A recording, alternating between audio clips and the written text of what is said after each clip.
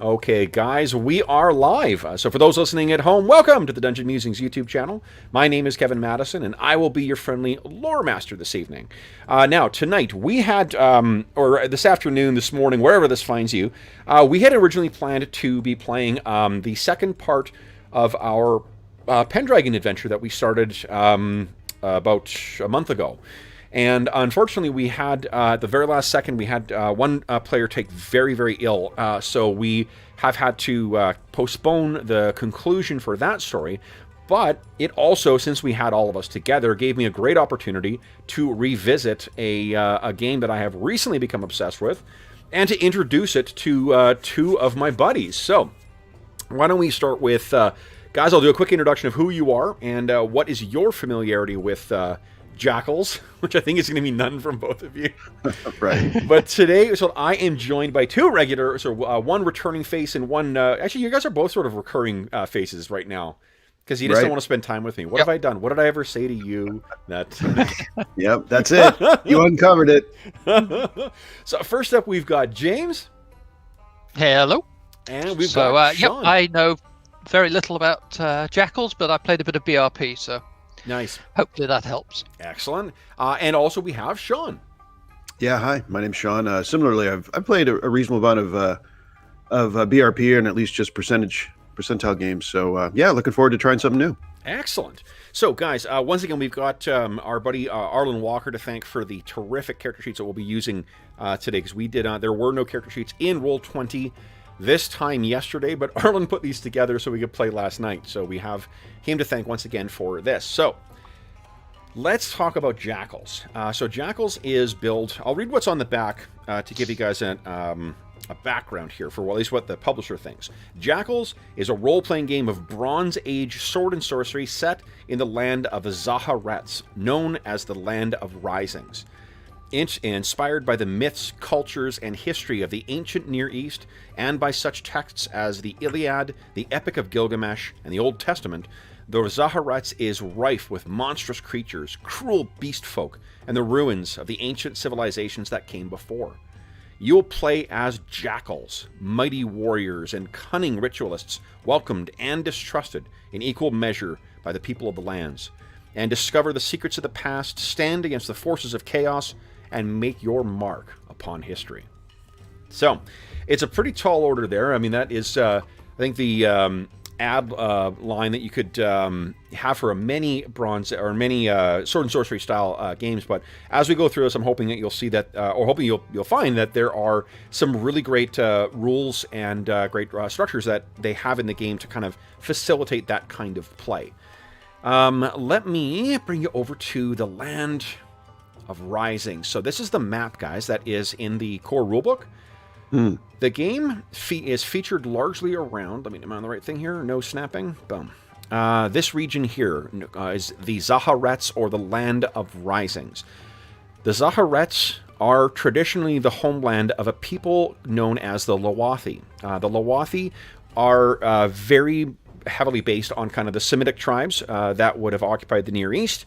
They worship one god, Alwain, and for hundreds of years, they were dominated by this kingdom of, or empire, I should say, of beastmen, this chaotic empire called Barak Barad. And about 3 generations ago, the people, the Lowathi, with the support of a newfound, with the support of this newly discovered god, Alwain, they cast them down and freed themselves from the slavery of Barak Barad and the creatures of chaos that had enslaved them. Not only enslaved them, but also had intentionally eradicated their culture, had eliminated any previous religious ideas, and had really kind of made them forget who they were as a people.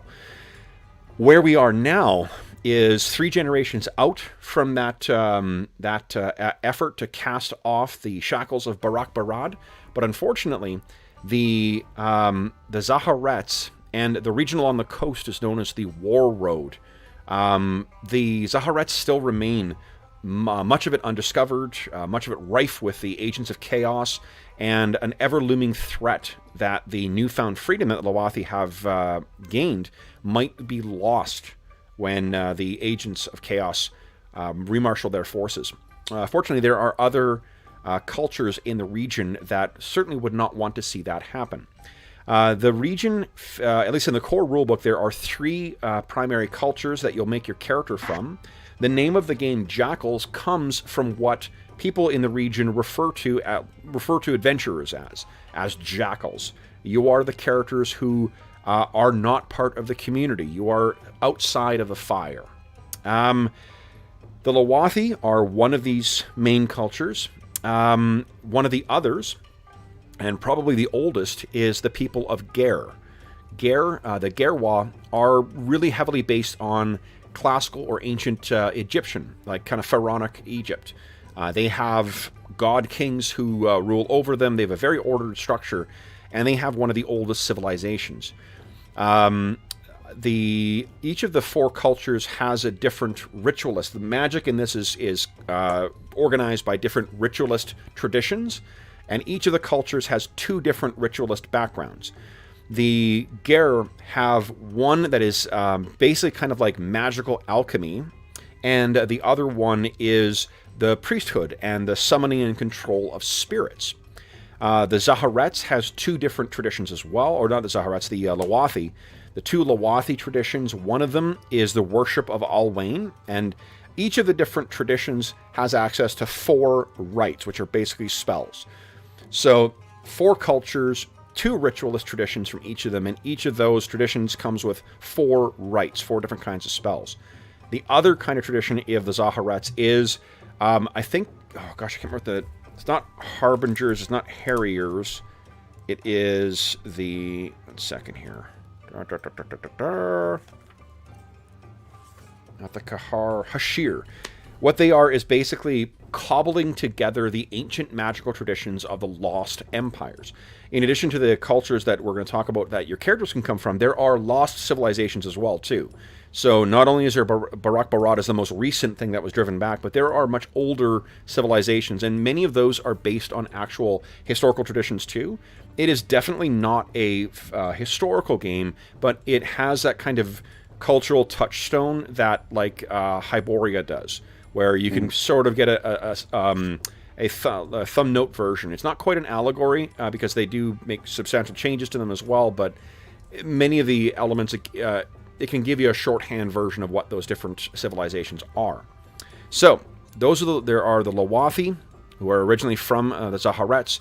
There are the Gerwa, from Ger, the kind of Egyptian-inspired region. There are the Trauj. The Trauj are a group of desert-dwelling folk who come from traditions where they have dealt with the threat of chaos and the Takan. The Takan are the beast folk that made up Barak Barad. The Trauj have fought them for centuries as well, and they have also started traveling. Some of them have become jackals and traveling the roads. Their 2 traditions involve, one of them is like effectively a berserker, a magical berserker, and the other one is uses knowledge, secrets from that have been applied from the sands that they call home. The final culture is called the Melkoni. And the Melkoni are based very much on like city-state era classical Greece. The guy in the cover with the big, Spartan-style shield or hoplite shield, that one is a Melkoni. The Melkoni have a colony here called, what is it? It's Ryla I think it's Crew Ryla. It is founded by effectively a demigod, someone who is said to be the offspring of a god.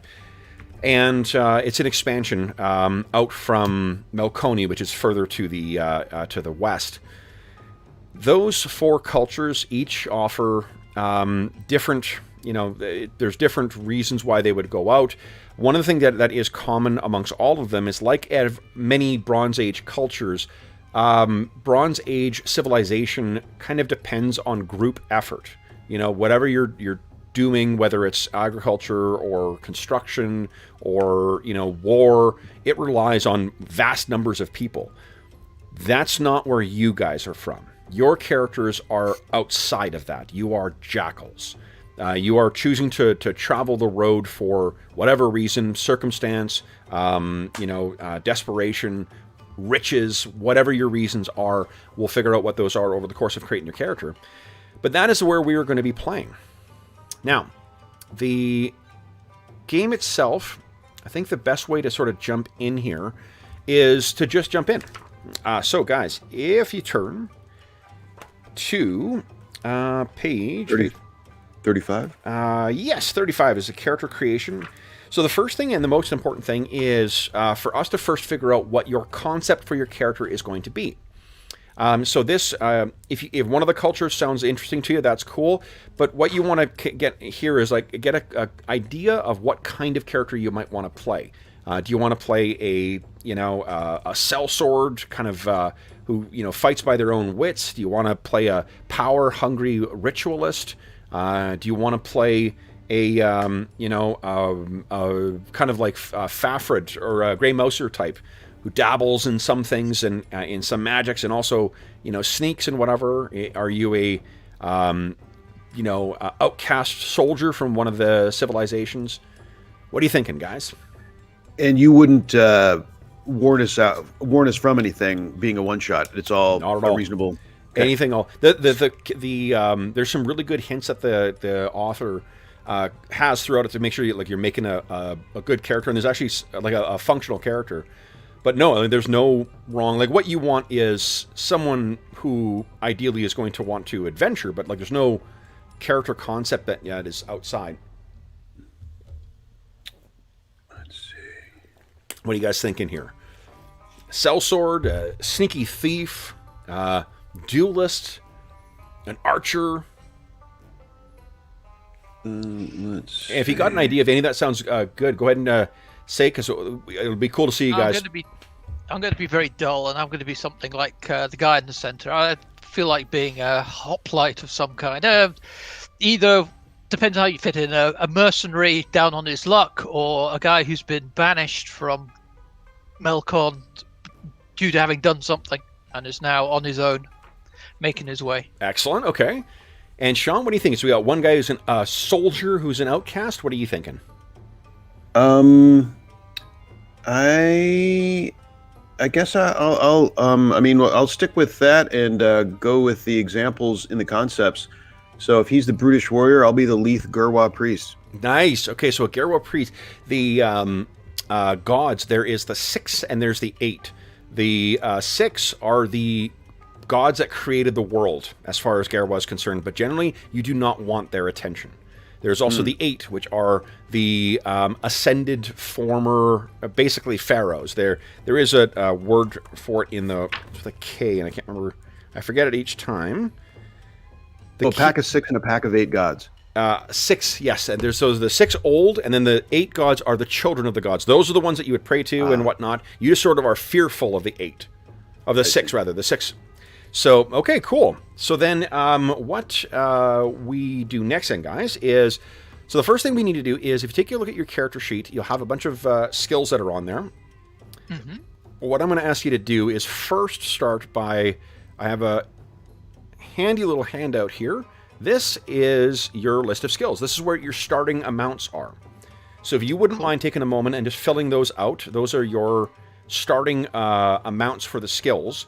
And then once you've filled that out, or you can do it at the same time, take a look at the cultural changes. Those are on page 36 and 37, and it tells you what skill bonuses you get.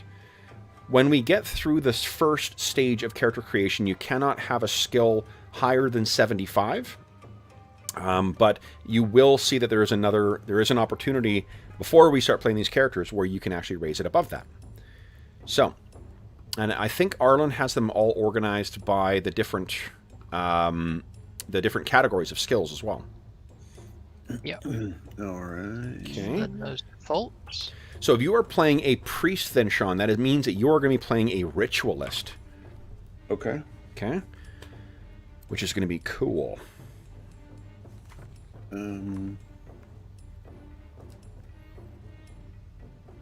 All right.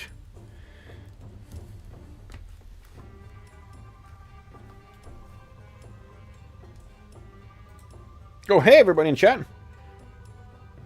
Oh, nice. So Max picked it up, the book. Looking forward to playing a ritual. Hope someone plays a ritualist. No pressure. Well, there you go, Sean. There we go. Satisfied someone's curiosity. Please the crowd, baby. So what should be my thought process right this second? So first, right now, what you should be just doing is just once your character sheet is filled out with the numbers that are in this starting numbers here. Yep. Then you can add your the cultural modifiers to it. You're playing a Gerwa, so you'll be getting, you'll see on page 37, plus 5% to deception, plus 5% to range combat, plus 10 to healing, and then you actually get something that no other culture gets. There is a skill in this called Ancient Lore. Ancient Lore is kind of like what Cthulhu Mythos is in Call of Cthulhu, where like you can't raise it in the way that you raise normal, like all the rest of your skills. You only can raise it through the DM giving you, or the lore master giving you raises to that. Okay. And then similarly, James, you're going to want to add your Melkoni changes as well. Yeah. Now, what page is that on? Because I'm having some page rendering 37 of the book. I'm not sure what page it is. Okay. Depending on your PDF viewer, it might count the pages in a different way. One thing we should do at this stage, too, is select names for your jackals. It's something that we do in Traveler, and I love that. Here we go. So names for... you know, I'll put it in chat so that you guys don't have to listen to me yap here.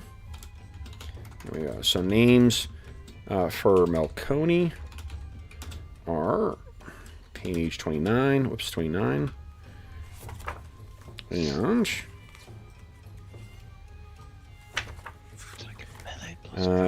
names for Gerwa, page 25. Awesome. 30. Okay. It's neat. We had someone last weekend make a Trouge ritualist, but we haven't seen anyone make a Gerwa one, yet.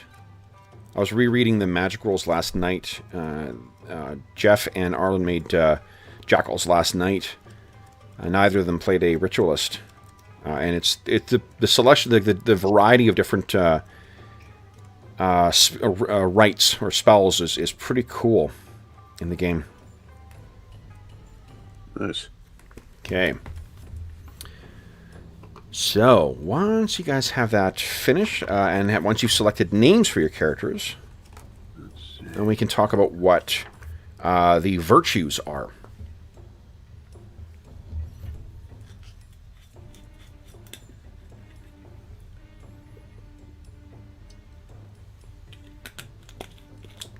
Okay. So, what else here? Okay. How are the entry of... Oh, Anna says hi to everybody.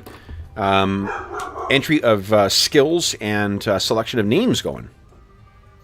It is going good. I have... Okay, here we go. Oh, I'll get a piece of paper for myself so I can write down your names.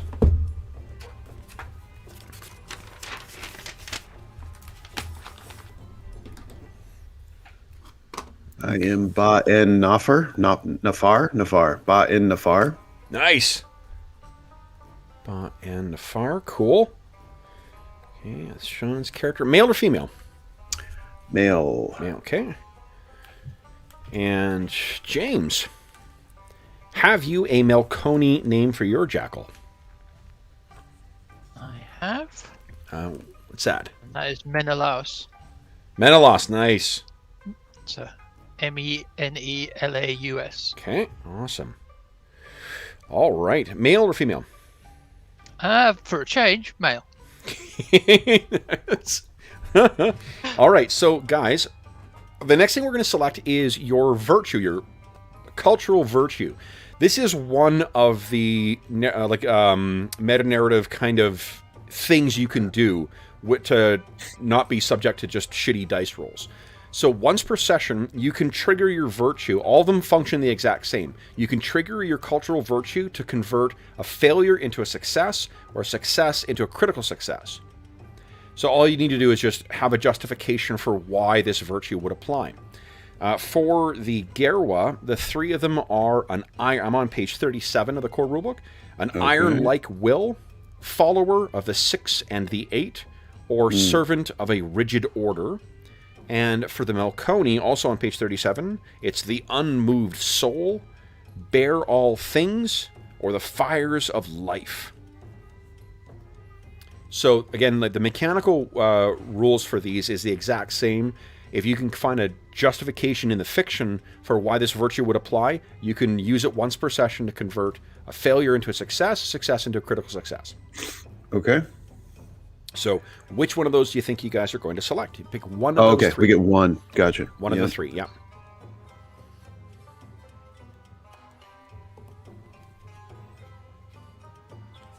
What do you think here? Bear with me, I'm just having a little Sure.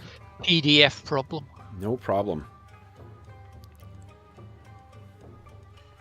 And I guess if you're intending on playing a priest, like the one that is the most obvious, but not necessarily the most right, is follower of the 6 and the 8. Sure. Yeah, that sounds good. Right. Follower of the 6 and the 8. Yeah. I'll go with that. Okay, cool. And then and that goes up top? Or no? I think there's a section for putting your virtue down. Okay. Let's see here. Yeah, at the top right there. Culture and virtue. So you could put in brackets maybe your... okay. Cool. Yes.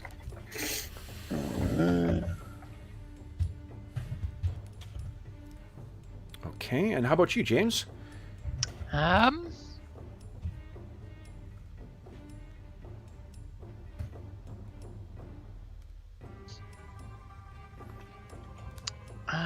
just torn. Give me one more second. Nice. See. That's usually a good sign. There are too many good ones. I'm torn between two as to which fits best. Okay. Which one? Which of the two that are? Between the unmoved soul and the bear all things.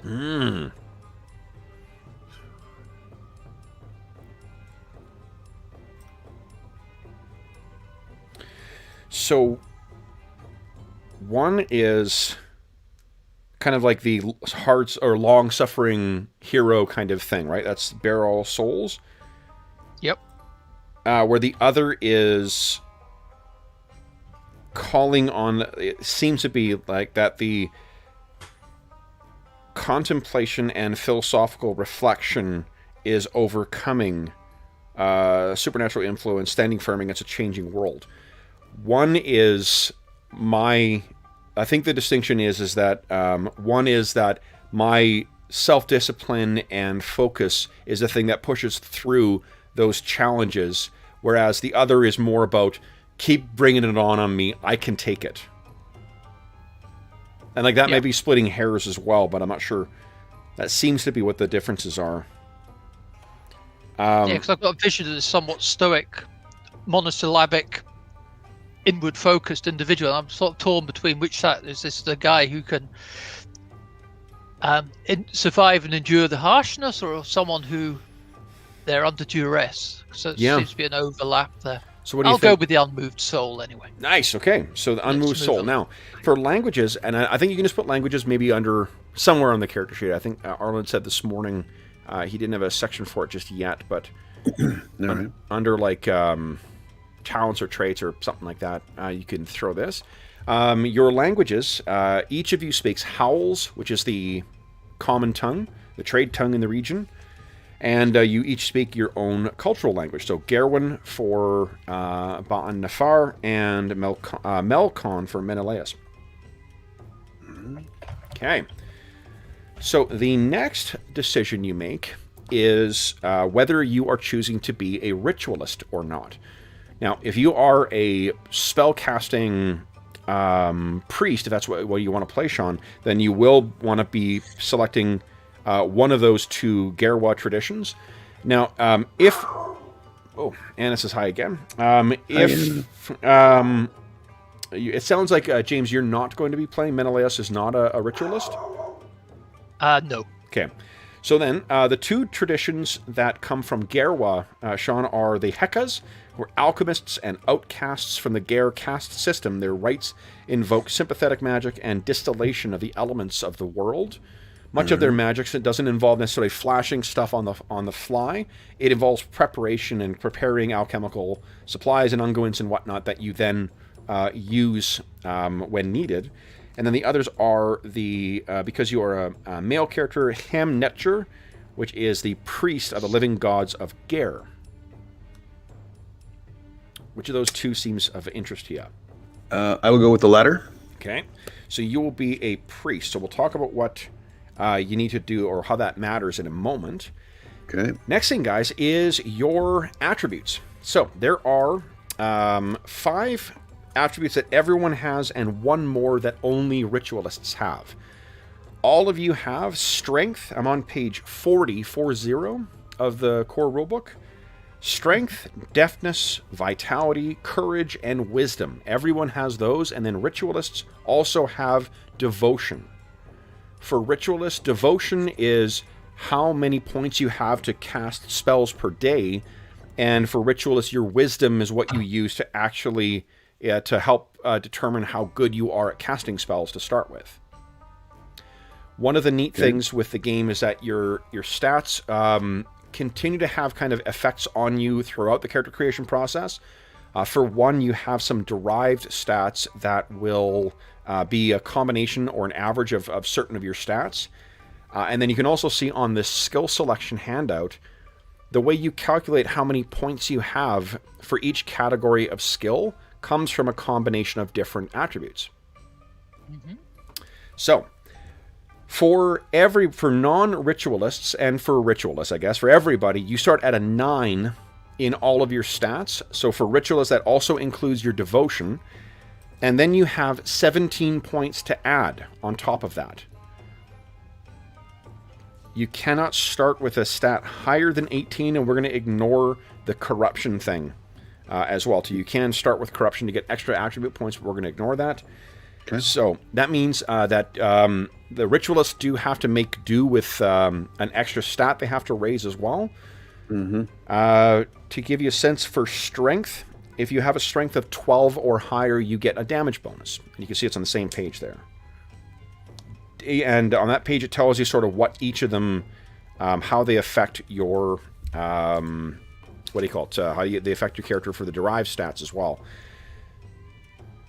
Let's see, maybe let's quickly talk about derived stats. So one of the things that's interesting about the game, or at least I find interesting, is combat has a couple of different ways that makes it less lethal, or less immediately lethal than comparable BRP games. For one, you have wounds. You'll calculate wounds based on your vitality, but you have 3 tiers of wounds.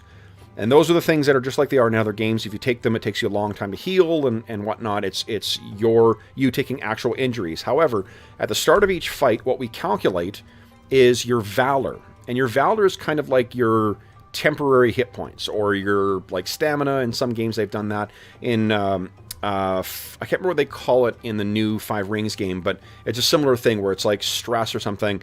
It's the fatigue and effort of you avoiding getting injured until you start suffering real injuries. Valor is determined at the start of each round by multiplying the number of wound levels you still have times your metal. And your metal is sort of like your fatigue and your toughness. It can be ground down by like mental effects or by the fatigue of travel. But your metal is an important thing that is a combination or an average of your vitality and your courage. So the metal determines how much your valor is. Once you lose all your valor in a fight, you start taking wound damage. Wounds heal slower. And as you go down in those tiers, in those 3 levels in wounds, you will be starting fights with less valor. Because it's your metal times the number of wound levels that you have. Mm-hmm. So the last thing is, that's an interesting mechanic in here, is the clash points. Something else that's determined from your stats. what your clash points are. Every character has each turn an opportunity to take an action and also to move. In addition to that, you can spend clash points. They refresh at the start of every turn to do a bunch of different actions. So here are, guys, some examples of what you do with your clash points. So it's things like reacting. So if you're one of the ways this differs from other BRP or like percentile games is that if there is a contested roll, there is a winner. Someone is like, circumstances are changing at the end of that. If you decide to turn something into a clash, let's say someone attacks you on their turn, you spend a clash point to turn it into a clash. You each make your rolls. Whoever rolls higher or better, if it's a critical hit, they're the ones who do damage to someone else in a melee combat. So clash, the reason they're called clash points is because it's turned into an actual fight. What it does in combat is that it speeds up things, because you're having, like, throughout one round of combat, if you're in melee combat, you're seeing multiple resolutions of things. It doesn't just wait till, like, oh, I rolled a parry, so I blocked you, nothing changes. Clash points can also be used to, very similar to momentum in Conan or any of the other 2D20 games, to do improved action effects. You can only do one of these per turn, but you make the call after you just see what the outcome of your roll is. So you can do things like, if you want to do more damage, or if you want to get a little boost to if you just barely missed, you could do a precise blow, spend 2 clash points. And the reason that it's important to keep track of the clash points is because on the adversary's turn, you have to spend 1 clash point in order to turn something into a clash. So otherwise, they just get to make a roll to attack you, and if they hit you, you take damage. So clash point costs are before the roll, and improved action effects are after the roll. No. Clash. If it's a reaction, then yes. If you want to turn something into a clash, you roll. You don't get to see what their outcome is yet. So, like, let's say in combat, let's say your character, let's say it's got 5 clash points. So on your turn, you did one of those improved effects. You used 2 for that, and you also had to ready your weapon. So you would have spent 2 points for that. You've only got 1 point left. 2 guys charge in on you. You could say, all right, I'm going to change one of those into a clash. Then we roll against each other, and from that determines the outcome. The clash points, like I said, refresh at the start of each round. It might sound complicated, but in play it becomes very intuitive. The only reason I mention it now is just because it's one of those things that that will be really important. The game is a sword and sorcery kind of game, so violence is sort of inevitable. So, with that in mind, guys, you can go ahead, if you have been doing it while I've been yapping, that's great. If not, you can go ahead and spend your 17 points on your attributes now. So they started at 9 and we get 17. Everything starts at 9, including for you, devotion. James, you don't need to worry about devotion at all. Yours will be a 0 and it will not go up.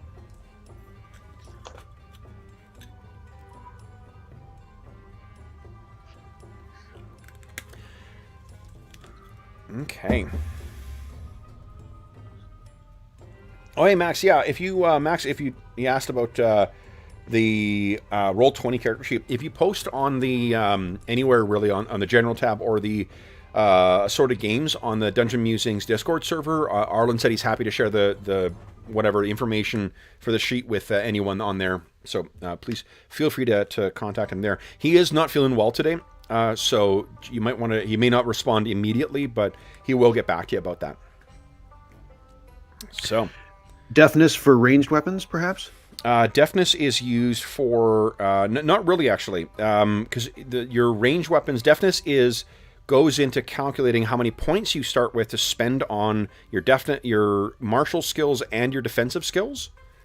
If you take a look on here, this will tell you what different stats go into what skill categories. Deafness is used for initiative in particular. It's used for clash points. And it's also used for martial and urban skills. Your stats don't determine your starting point with your skills. What it determines is how many points you get to assign to your skills. Does that make sense? It does. Yeah, initiative is 1d6 plus your deafness stat. Okay. So you'll roll 1d6 at the start of each violent encounter. And how goes the selection of attributes, guys? I am.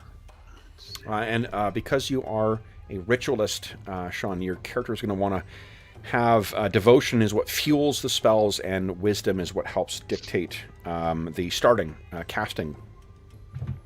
Because you get that is the one exception to that rule. Your individual rights, you get all 4 of the ones that are common to your tradition, but they start at your devotion plus your wisdom.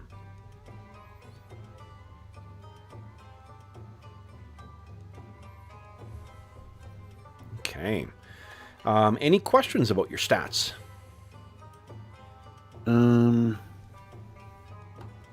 Nope. I mean, I'm pretty much just doing this narratively, and then Yeah. the mechanics will fall where they will. The game does a good job of kind of like idiot-proofing the characters, particularly because of where they partition the different skill points. You don't end up with a character who's only good at one thing or only good at 1 or 2 things. You end up with a much more well-rounded character. Now, you can, like rules is written, you can swap skill points between the different categories, but it's kind of good to have a character who's got, good at a couple of things. James, how about you? Got any questions, or are you...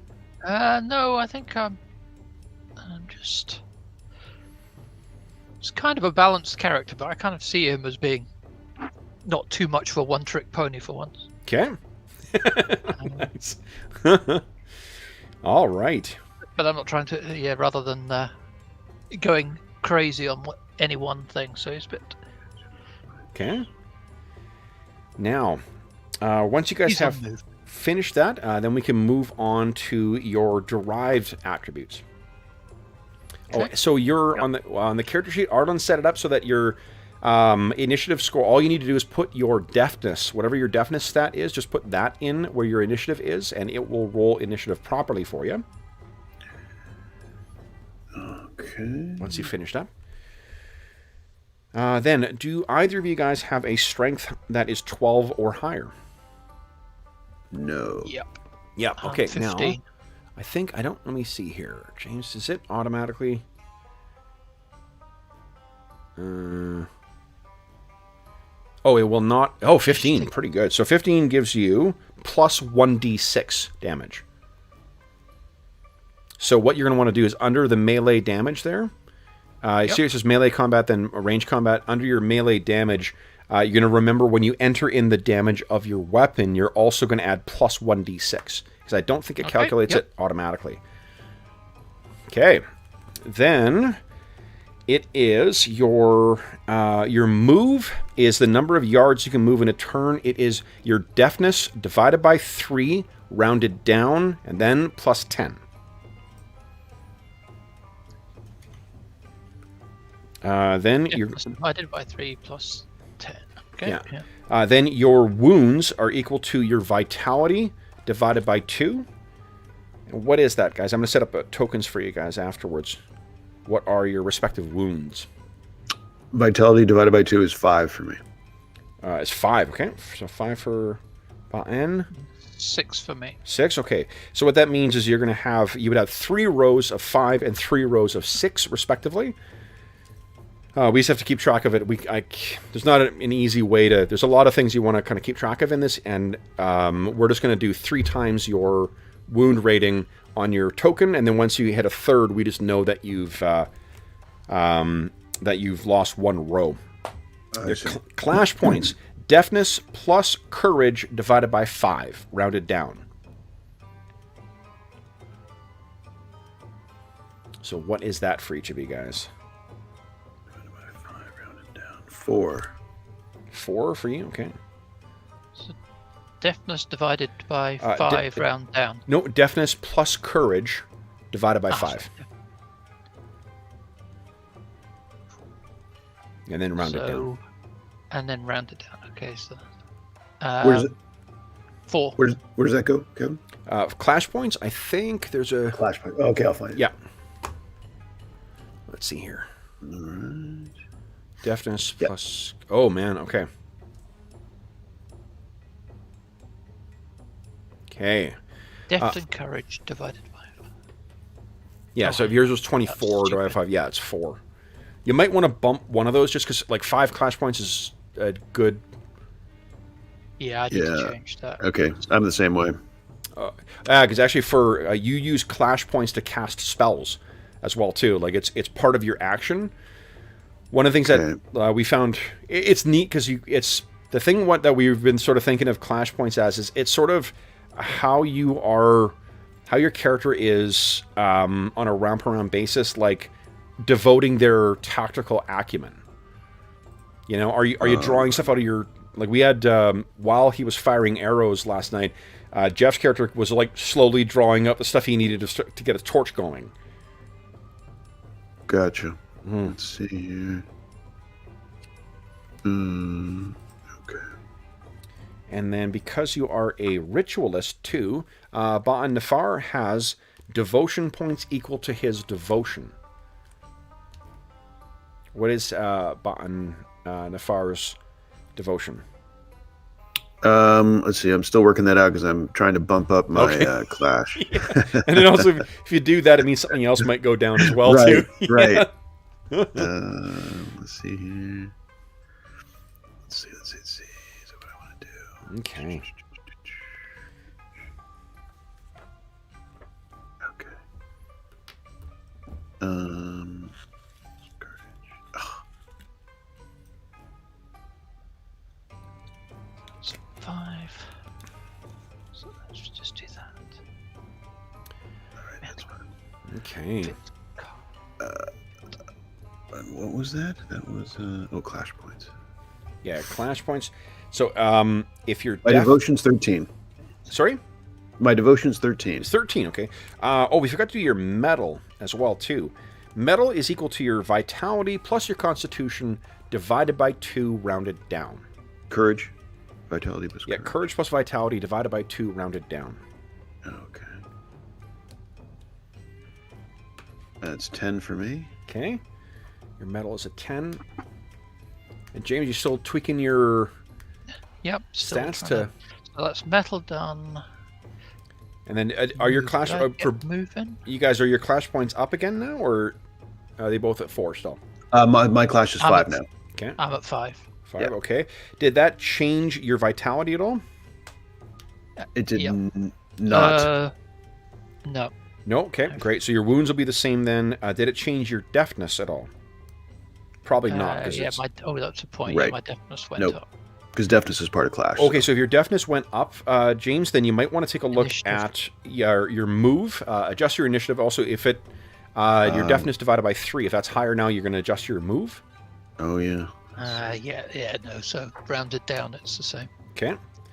Alrighty, guys. So then, next thing you get to do is your skills. So, because you are not a ritualist, James, your calculation of common skills is going to be quite easy. You're going to have 186 points to raise things up. But for each of the other skills, you're going to have to quickly calculate what those numbers are. And then, Sean, for you, unfortunately, you're going to have to calculate everything because some of your points went into your devotion. Although, hold on, what's your devotion? My devotion is 13.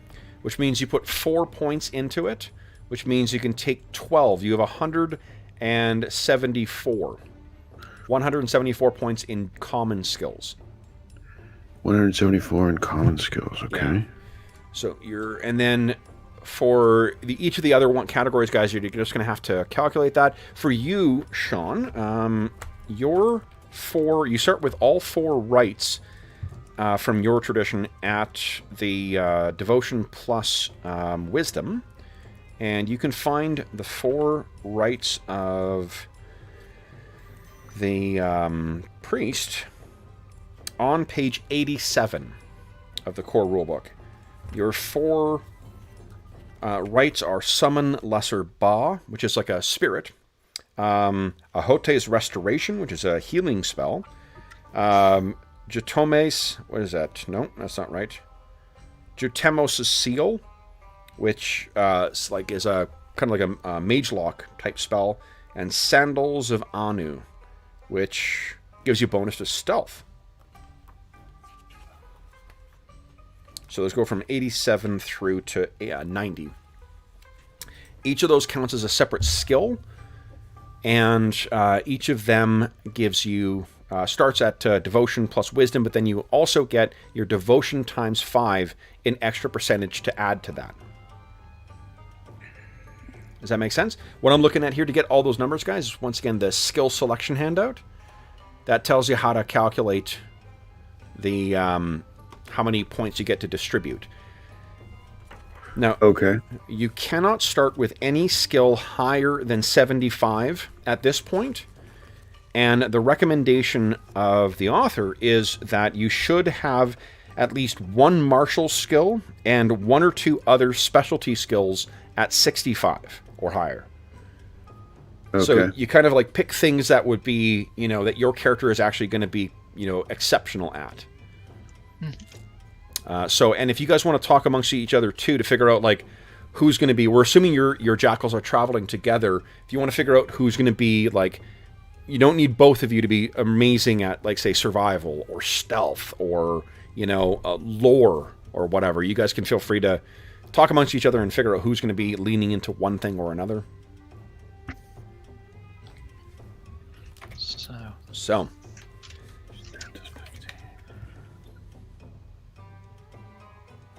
Quickly do the obvious one for my character, the martial skills. Shocking. Yeah. If you have any questions about the skills too, guys, feel free to ask. And I'll be happy to. Oh, so the way that difficulties work in this, guys, it's not like Call of Cthulhu where you're doing fractions. It is just strictly a modifier.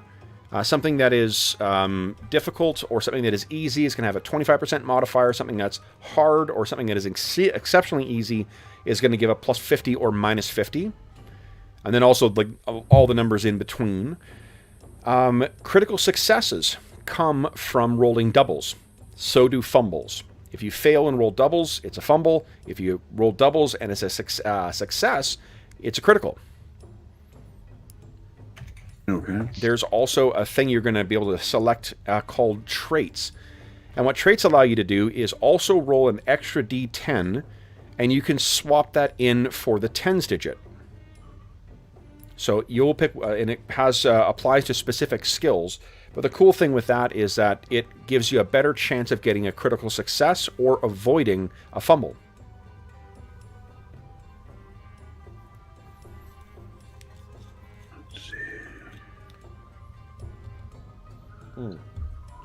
For the defensive skills too, dodge is used to avoid ranged attacks. It's one of your melee skills, melee combat, that is used to avoid getting injured in a... and the thing is, it's not even like avoiding getting injured. Dodge is what you use against range attacks because you can't really counterattack, but if you turn a melee combat into a clash, and you win, you do damage to the other person.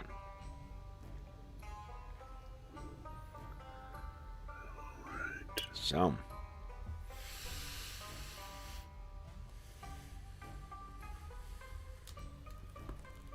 Alrighty.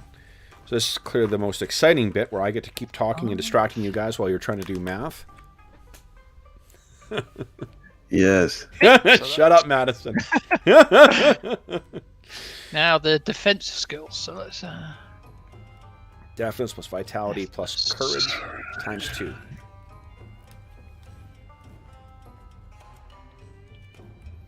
Okay. So, what else can I say here? I was reading more about the background of it last night. One of the neat things is there's not a huge amount of information about the setting in the book, but what they do nicely is in the DM section, or the Lore Masters section, they hide a bunch of secrets about each of the different areas. So there's lots of fodder for creating your own tales along the war road. There's a good selection of adversaries as well. This is a magical setting, so there's going to be things like, in addition to the the beast men that are the Takan.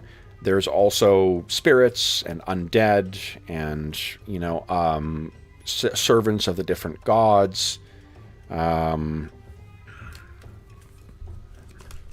Like demonic type things as well. Crazy creatures from myth, but many of them are based more on Near East myth rather than your traditional kind of Western fantasy stuff.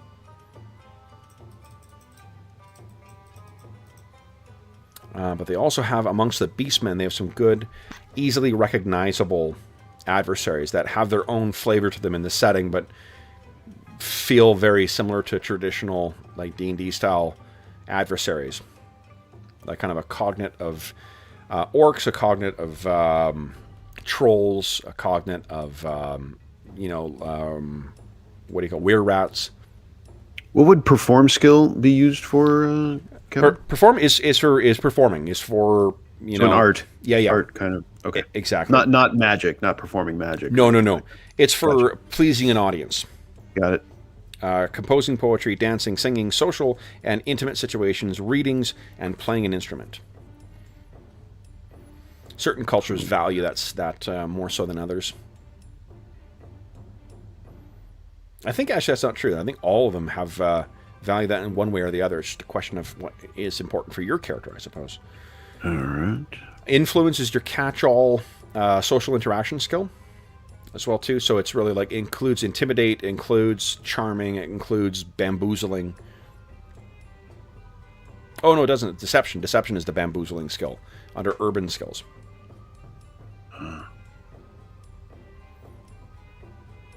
Perform as being an artist, I take it. Correct. Yeah. Now the Melkoni, are they like the Greeks, big on boats or not? Very much so. Yeah. I mean, can be. Some are more landlocked than others, but they definitely, there's sort of a Melkoni trireme, kind of thing. There's also a cognate of Atlantis as well too, in it, or the Sea Peoples.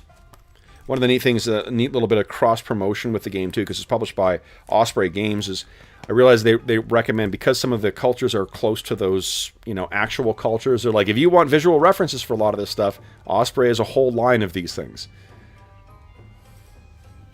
Nice. Mm-hmm. 86.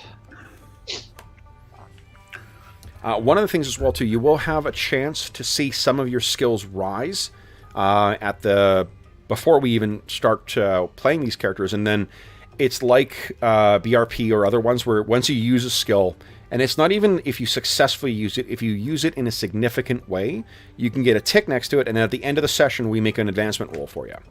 Their advancements are categorized into passive advancements, which are the same thing you see in other BRP games. You roll, if you roll over, you get to raise it by a certain amount. And then there are also active advancements that you get to spend at the end of an adventure where you specifically target certain things and raise them up. There's a cool regular advancement just by using your skills, and there's also a cool targeted thing. And skills over 100 are expected in the game as well, too. Not to start with necessarily, but there's a special feature you get once you have skills at 120 or higher that allow you to get special tricks that only characters that have them can do it, or those that spend fate points. But we'll talk about fate points once you guys we finished making your jackals. Okay. So, how are these guys coming together? Are you getting a picture for who these jackals are? I think so. 5. I finished my common skills. Nice. Yeah, that's the biggest pain in the ass one, so. Yeah, that's a big one. Oh, will it help, Sean, if I put the names of your rituals or your rites in chat? Sure. Yeah. Okay. Yeah, I haven't checked those out yet. I haven't had a chance. Okay, so. yeah, no problem. No problem. If you have any questions as you're going through, too, guys, let me know, and I will endeavor to answer them. So this is the Servants of the Eight. That is the tradition you are from. Servants of the Eight. Here, summon Lesser Ba.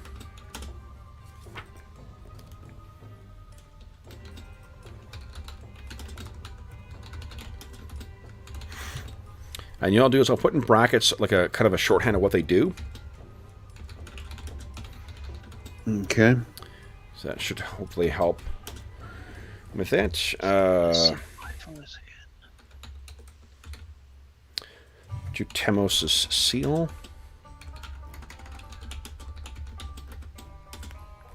Is that right? Excellent. And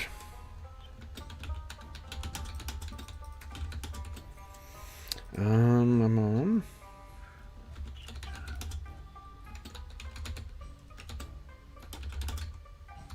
leave no footprints. Cool. All right, there you go. Alrighty. So. Oh, and what your devotion is a 13. What's your wisdom, Sean? Wisdom is 13. Oh, okay, cool. Okay, so that's that done. So there you go. Each of your spells will start at 26% then. All right. Okay. Wisdom times 5. Where's my wisdom? Okay, 50. That's easy. So the one you cannot raise is Ancient Lore, just as a reminder. Ancient Lore only raises during... you will start... Because you're Garwa, you start at 10. Yeah. But you cannot raise that otherwise. That's your Cthulhu Mythos type skill. Cool. Glad you said that. Reminded me. Yeah, no problem. No problem. So for the ones... So something like lore, I need to pick a lore. Nope. No, it's just a general... Yeah, lore is just you're learned. It's a Bronze Age setting. Let's see here. Oh, actually, hold on. I stand corrected here. Lore is an umbrella term for several different skills. The range of possible lore is only limited by the player's imagination. A list of potential studies include alchemy, art, astronomy, gambling, geography, law. I'd be fine with you just including it as just general knowledge. I don't really care to have it specialized one way or the other, so it's not going to break my game because you don't have, lower mathematics or...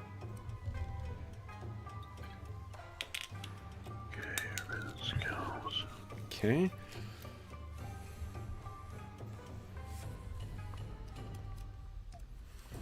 Okay.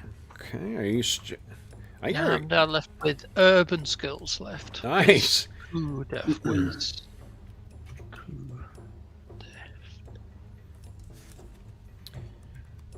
Trade comes in for bartering. You guys, like you would expect from starting off sword and sorcery heroes, you guys will start off hungry. 35. 70. Okay.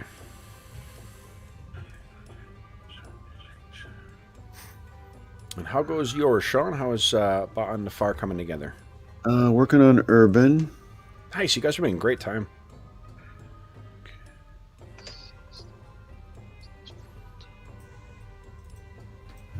Have you guys figured out which of your non-combat skills are going to be at 65% or higher? I haven't yet. Let's see. Let me see. Deception. So deception's used in combat? Deception is not used in combat, I don't think. I think it's just... Covers the art of disguise, sleight of hand, lying, and combat trickery. So it could be used. The combat system is pretty flexible. So if you came up with a cool explanation, there is a thing called challenge, which is basically what you do is you use like deception or what do you call it? Interaction? What's a skill called? it's in front, influence, to basically try and, like, it's a marking mechanic. You use your action to try and, like, get someone to attack you, and then depending on how effective you are, it costs them extra clash points to be able to attack anybody else. So deception can be used in that if you're, you know, trying to feint the person or something like that. Okay, I think I've done all of those. Okay. So what about you, James? Has Menelaus got 1 or 2 skills at 65 other than combat skills? Yep, got a few. Nice. So I've got influence, perception. Mm-hmm. And that's only common skills, Kevin? No, any of your non-combat skills. I was curious. Oh, non-combat. Yeah, if you got... because one of the things that you should have each 65 in at least one of your martial skills, and then also a 65 in 1 or 2 other skills to sort of represent your specialization. Yes, I've got 1 martial skill and 2 others. Nice, okay. At over 65. Is your melee at 75? My melee's at 70, in fact. Oh, okay, interesting. All right, and how about Ba'an Nafar? Has he got a focus on... Actually, that's probably stupid. I'll just... We may have doubled on Find out. perception. Not necessarily a bad thing. The way that... so there's a couple of neat other things that are at play. If I decide that you can help someone, if someone can help someone else with it, it just grants a flat plus 10% to their roll. And the other thing is there is an express rule for 1 roll per scene. So if you make a roll on a skill or something like that, the recommendation is that governs how effective the use of that skill is for that scene. So rather than rolling again and again, trying to either like fish for failures or fish for successes when you failed at first, or you know, having, I don't know, like undoing failures or successes, they just say, look, make 1 roll, spend fate points if you need to re-roll, and then that's how that use of the skill has gone for the scene. All right. Okay.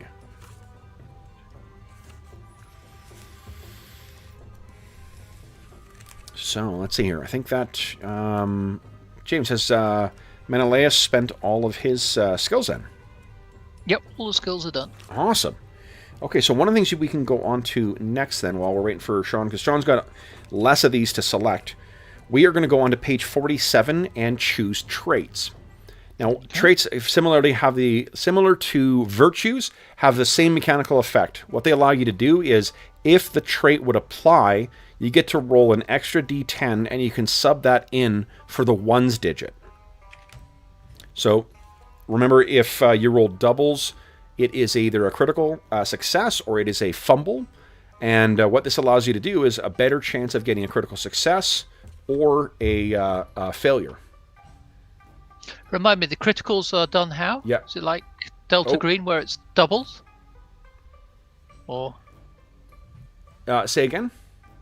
how's the critical hits? Is it like Delta Green with doubles? Is it like critical hits? Yes, critical hits are if you roll doubles. Yep. Okay. So that's why, like, and then also fumbles are doubles if you roll what do you call it? And there's, hold on here. Oh, hold on, I got the wrong thing here.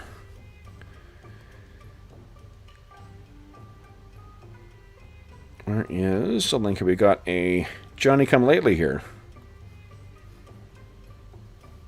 Where's my...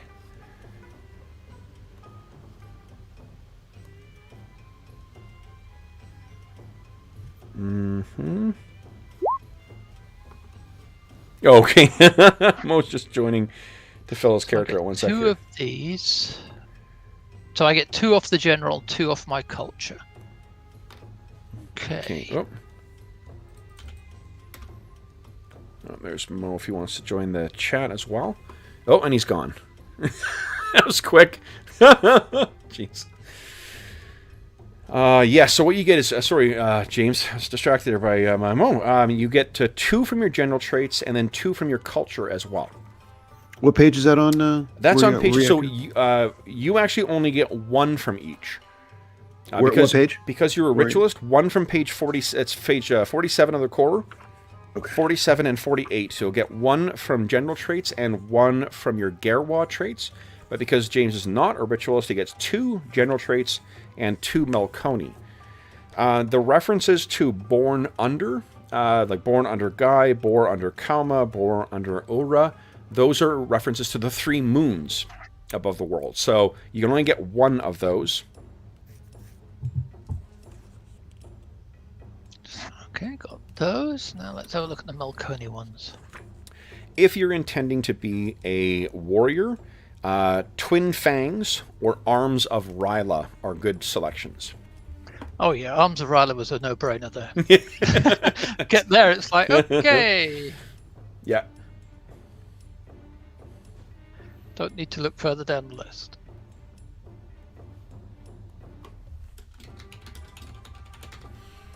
Yeah, I was going to create while we're doing this. I will set up a character sheet for Mo. There we go. So Mo, I'm not sure if you're listening, but we got a character sheet for you now. You're free to add your character.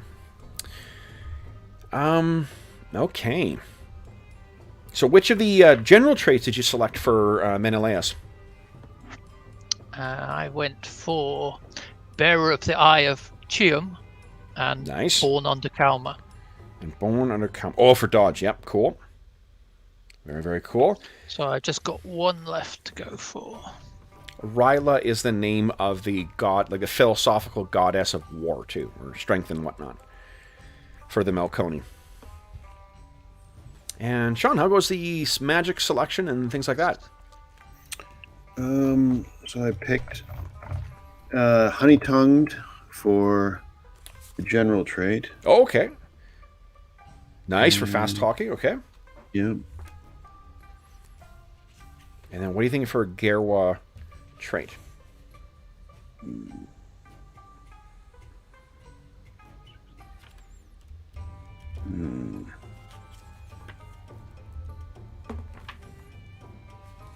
Okay. What did you select as your second one there, James? Oh, my second one's going to be useless, but I will go for it anyway. What's that? I will go for the Student of the Melkonian Wars. Oh, cool. Lore for Siegecraft. Very cool. So if we decide to siege anyone, the 2 of us this afternoon, this evening, then You will be I'm set. the boy. All right. And Sean, which one did you select for your Gerwa trait? Down to a couple. I mean, there's one called Priesthood of Ger. Yep.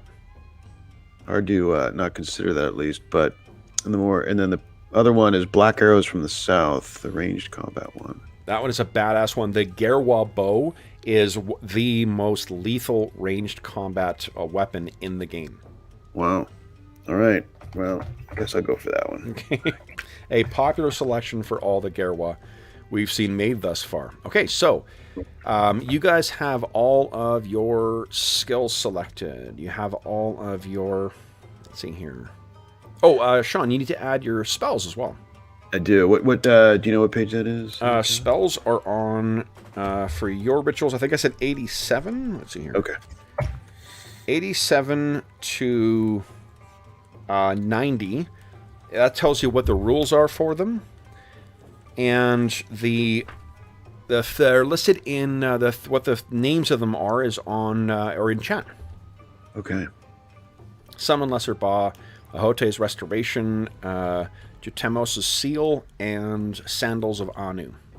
Do I pick one? You get all 4 of those. Each of them starts at 26%, and then you have your devotion times 5. That many points to spread amongst them. Got it. Yep. So you can determine whether which of those ones is more important to you. Healing is difficult to come by in this, so if you do have access to healing magics, that's going to be a huge asset. Okay. And one of the neat things with the the Servants of the Eight, you can heal both wounds or valor. So not only when people actually get the injured, you can help prevent them from getting injured. Gotcha. with Hote's Restoration.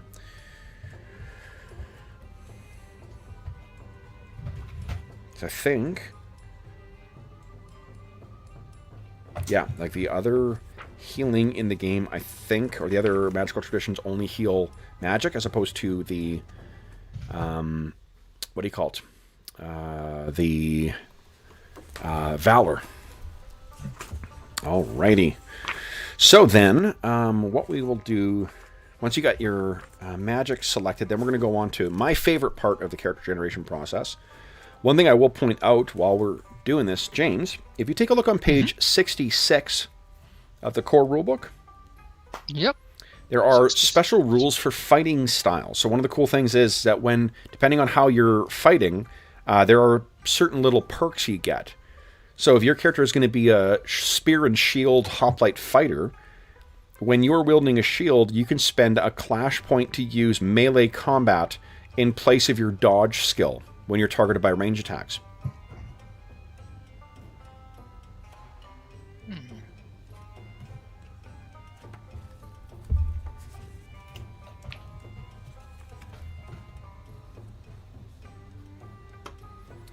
I like that. Like if you fight with the other two ones are two weapons. So if you're fighting with two weapons, you get an extra clash point. And if you're fighting with a two-handed weapon, you can deal. Oh, they deal increased damage, which is already factored into the stats of the two-handed weapons. But you take -1 clash point due to the weight. That's only melee two-handed weapons, not ranged. I guess it's still worth it. My dodge is pretty high as well, but still. Okay. I will do that. Good. Cool. All right. And let's see here. How is... Is that something you put on your... No, it's something that, like, yeah, you just can bear it in mind. That's an advantage you can take. It's something you can take advantage of. Cool. Just because of how you're fighting. Okay, and let's see here. How you doing here? Working on spells. Right.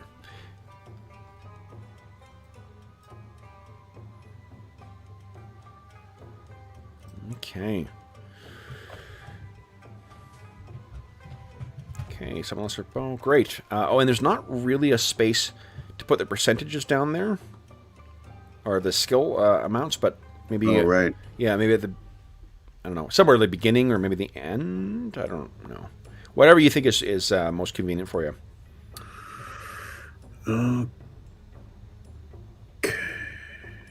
Okay.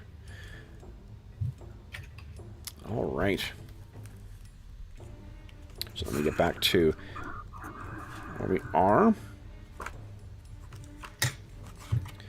Okay. So, how is... oh, yes, what you could do, James, I'm not sure if you want to do an image search, try and find a picture of your hoplite character. Yep, let me do that. That's Yeah. a good idea.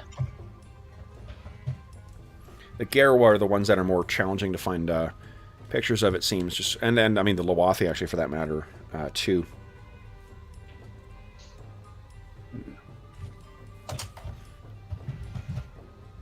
All right. It chose the most magical of missiles. Nice. Nice, King. There is one magical tradition that does have kind of a blast rite or ritual. It's sort of similar to that. Do you want a magic missile? Okay. So, let us know once you're finished assigning numbers to your spells there, Sean, and then we'll talk a little bit about your characters. Okay, let's see here.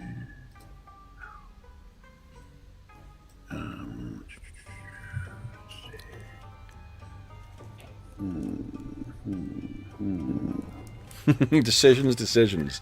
Yeah, there's a lot of distribution going on here. Let's see, 65.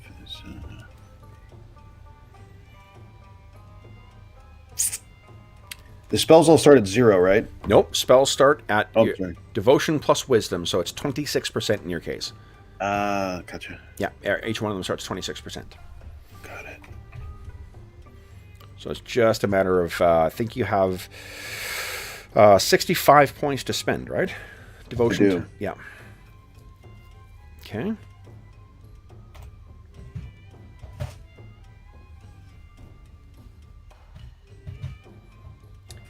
Let's see here. I mean, to be honest, James, if you want to use the image on the cover, though, you don't have bronze armor yet. Oh, I don't. No, you'll be starting with, you guys are hungry. You gotta, want some of that stuff. You'll start with, at best, leather armor and a shield. I mean, use whatever image works like that. Don't worry. Don't let that influence the selection of what you want your image to look like. Is there a recommendation? Oh, sorry. Go ahead, Ken. Sorry, is there a recommendation? Is there a recommendation on, you know how they recommend 65s on some of the other skills? Is there a recommendation on spells like that? Not so much, but I mean, like, I think it's, if you've got one that you want to be able to reliably use, you're probably going to want to focus on that. Yeah. You have, the one that summons the Lesser Ba, so like a spirit summoning thing, and you've got one that heals. I imagine those are a little more, going to see a little more high demand than like Magic Lock or boosting your stealth.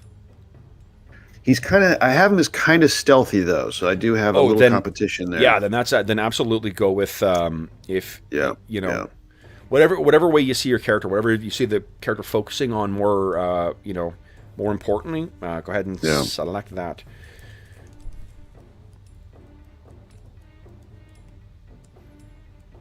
And the nice thing is you've also, because of, you guys will each start with 3 fate points, and they will be coming back to you fairly often. You guys will have a fairly good opportunity to re-roll bad rolls. And then you can also, once per session, take advantage of your virtue and convert a failure into a success into a critical success.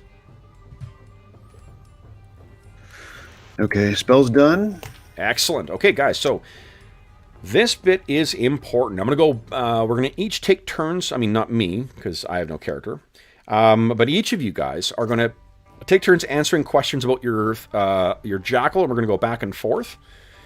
So, this is step 7. So, first one, James. Is there a page we're on, Kevin? I prefer you not look at it, because I just want you to listen to the questions and answer the questions. Okay. Yeah. Very good. If you don't mind. So, James, what caused your character to leave the comfort of the community and strike out as a jackal?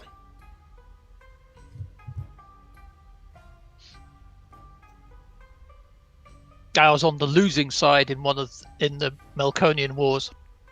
Okay. So you're a refugee from a felon city-state. Exactly. Awesome. Okay. And Sean, what caused your character to leave the comfort of the community and strike out as a jackal? I think it was the rigidity of the culture and order, priesthood, and falling out with my betters. Okay. Then Sean, what causes your jackal to hesitate on the war road? He's not really ready. I mean, he struck out, but on his own. But he's well aware that he doesn't have the experience for this. So there are times. So this is a present tense question. While he is traveling, there's times where he feels he's out of his depth? Yes, he feels like he's out of his depth. I mean, especially in 2. I mean, it's he's not martial. So I mean, he's pretty delicate. He's not. Okay. He feels more comfortable. Okay, he feels more comfortable in an urban setting than he would like in the wilderness because he can talk his way out of things. Okay. But he figures on the road, like creatures aren't going to be open to talking or that kind of a thing. So he's concerned about the raw physicality of his aspects of his journey. Okay. And James, what causes your jackal to hesitate on the war road? Not much. He's a man of action. He's a soldier through and through. is to hesitate. Yeah. Is there anything he comes across? Any circumstances he might find himself in? He doesn't want to be on the receiving end of a siege again. Ah, okay. So the prospect of being walled in. Okay. Then, let's see It's here. all too much. Yep. James, we're back to you again then. Who helped your jackal begin their journey?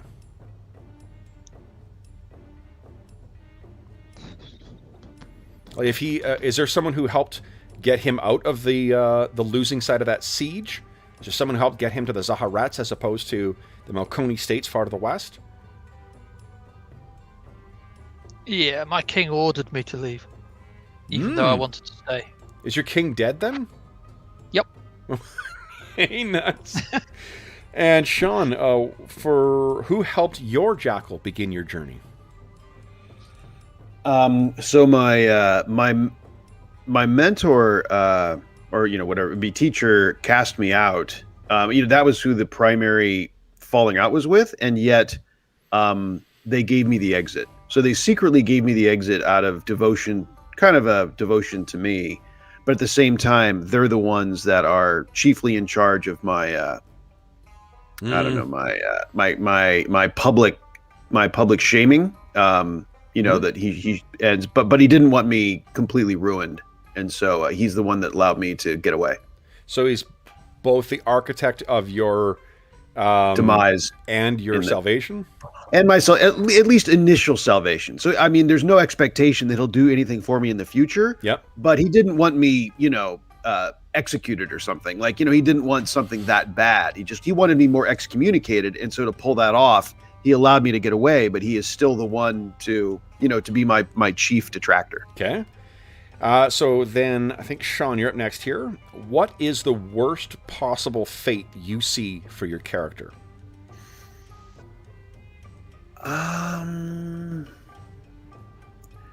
Well, I think tied into his primary fear, he doesn't want to be just gutted in the trench somewhere, behind some trees. Yeah. And that's it. It's over. Like no one even knows. It's just done. He's someone came up and said, seriously, and just guts him, and it's over. That kind of a just, okay. Who cares? Just, yeah. Yeah. And what about Menelaus? What is, or James, what is the worst possible fate you see for your character? Seeing the slaughter of another town or city.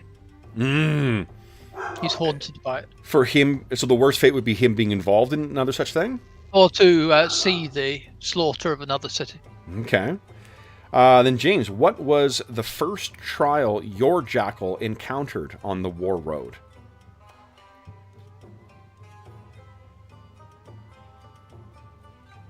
That was to me? Or no, it was James. Okay. Yeah. Like for yours, what I could see is if you're used to fighting in formation and then we're suddenly forced to fight on your own. Yep. So I encountered, on the way out, I encountered a patrol of whichever other city-state it was, and killed them all. So I think this is more when you get to the, when you actually are on the war road, when you're in the Zaharets. All right. What's the first trial that you face there?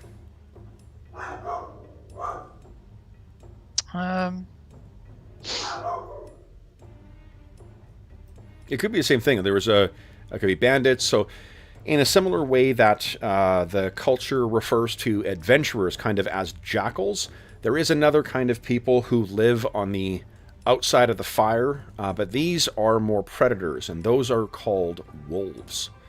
The bandits and the thieves and such. Could have been that you encountered something, some wolves who tried to prey on you. I think I've encountered some bandits preying on some villagers or farmers. Okay. And took out all my rage from the siege on them. Okay. And cut them all down. And then Sean, what was the first trial your jackal encountered on the war road? I think it was before I I mean, we haven't established how we got together, but I will say it's Menelaus. Is that how you say it? Yep, Menelaus. Maybe it was before I started traveling with Menelaus. I was on my own and actually had to dive into the bushes to avoid, being accosted by somebody. Yeah. So it was basically my worst fear in the sense that I didn't really have any chance, and all I can do is run. And so I ended up for that primary reason, I'm traveling with Menelaus now. Okay, nice.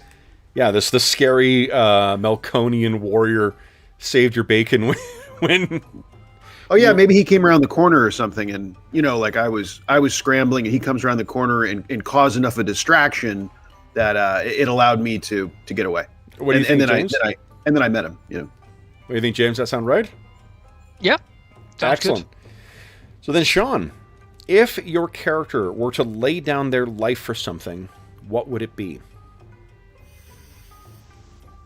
I mean, at this point, the gods. I think he's a combination of self-interest and devotion. I mean, there's no question he's put a lot of time into it, and that's where his primary power lies, is in the gods' power. Okay. So he would lay down his life for the gods. Okay. And James, if your character were to lay down their life for something, what would it be? Protect civilians. Protect the innocent. Okay. James, what would cause your character to retire from the life of a jackal?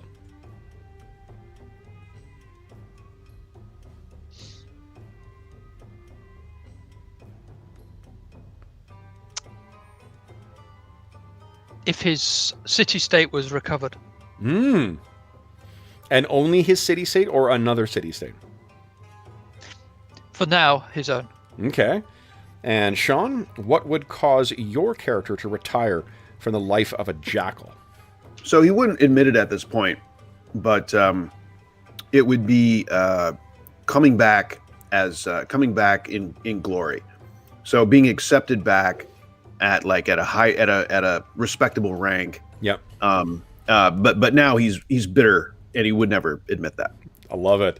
So final question, Sean, which is more important to your character, power or wisdom?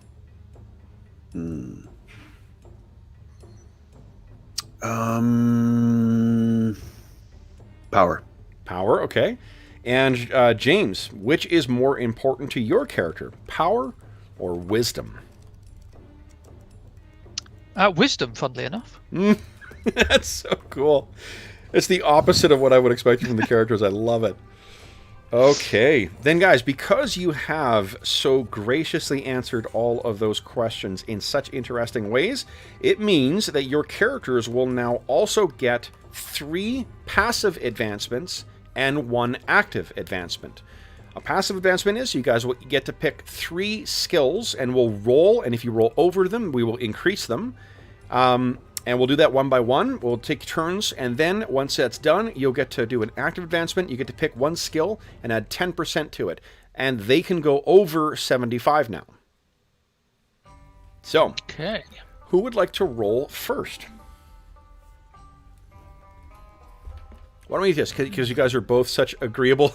We're going to sit here in a polite Mexican standoff. James, let's start with you. Let's pick 1 skill. I will go with... Go ahead and roll. Whichever one you want to do it, just go ahead and roll. I'm now trying to remember what it was.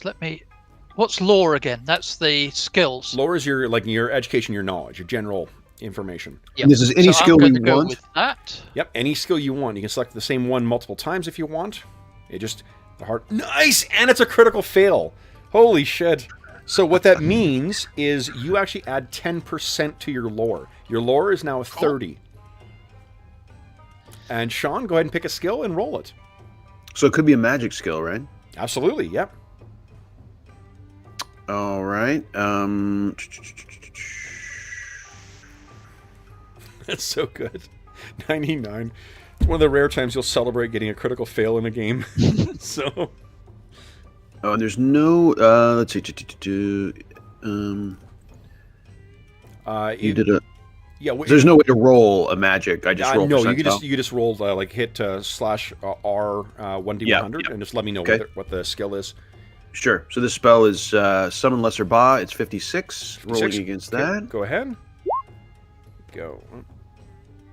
81. Nice. So it you said it was how much?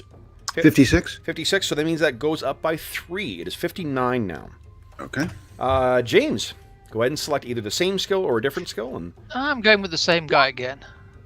nice. Failed. Good. Failed again. That means it's plus 5%. Your lore's a 35 now. Sean, what would you like to roll next?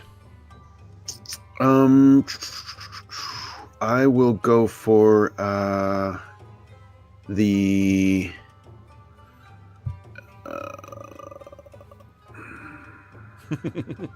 tough one. I'm going to go for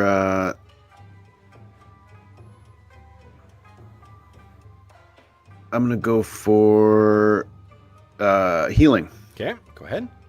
It's a 41. Oh, you just click on the skill. It'll tell me what your target, what your. Well, this is a spell. This the healing. Well, it's not called healing. Oh, sorry. It's Ahote's restoration. Okay, go ahead. Yep. What's the rating of it right now? 41. 41. Okay. 50. Oh, you succeeded. Okay. So that means it goes up by nothing. Okay. Then James, one final skill. What do you want to roll?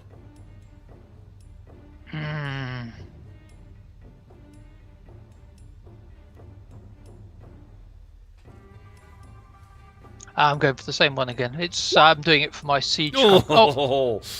Did not 23, work. far too low for anything. And your final one, Sean, which one would you like to try? I will go for. You can do the same one again if you want to try and risk that same one. I'll go for deception. Okay, go ahead and click on it. Well. Oh, jeez.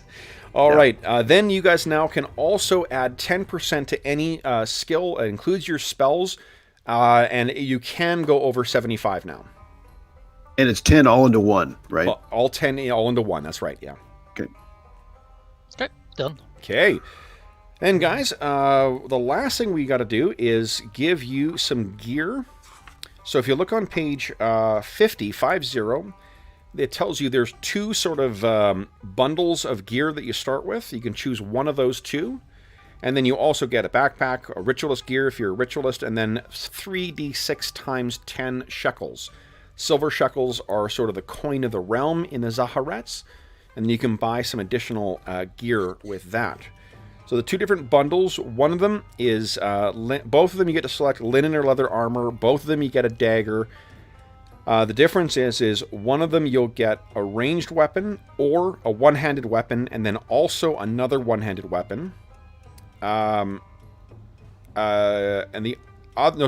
ranged weapon and a two-handed weapon, or you'll get a shield or a one-handed weapon and another one-handed weapon. And the weapons are all listed on page 52. And if there is something that has a cultural name to it, like the Melkoni Shield Bash, or the Gerwa Axe, or the Ger Bow, you can't select that unless you're from that culture. At least not for your starting gear. Does that make sense, guys? Yeah. Okay. I think so. I'm trying to get my PDF to play again. Come on. Okay. Come to life. Come to life. Oh, Mo, that's no problem at all, bud. No, Mo just posted, sorry for jumping in. No problem at all. I got a character sheet ready for you now, so whenever you're ready to fill out your character, you are good to go.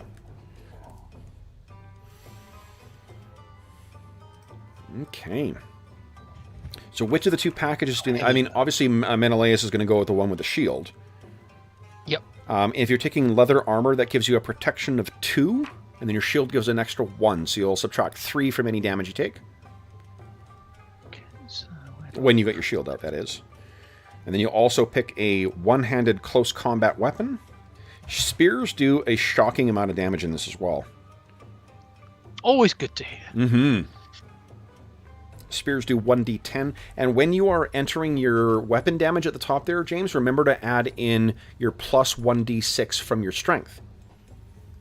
If your strength is still at 15. It is. Oh, great. And Sean, which one are you thinking of? You taking the one with the ranged shield? weapon. Oh, they're in. Ranged weapon. Not a surprise. Yeah. Gear bow, I take it? Yes. Yeah, they're pretty awesome.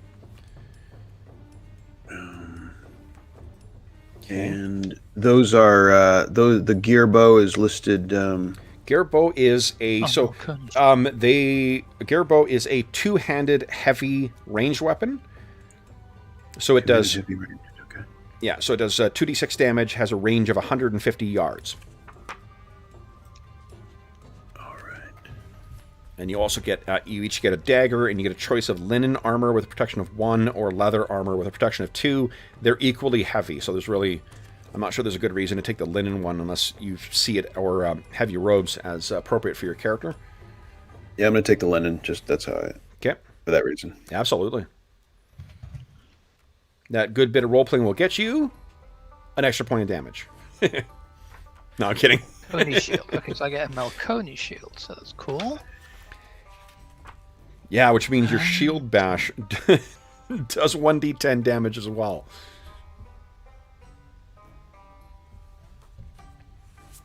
Okay.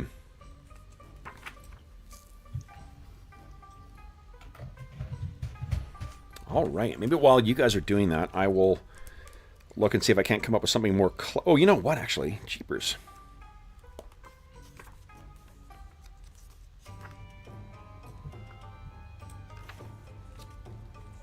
Yeah, okay. I can get ready for a...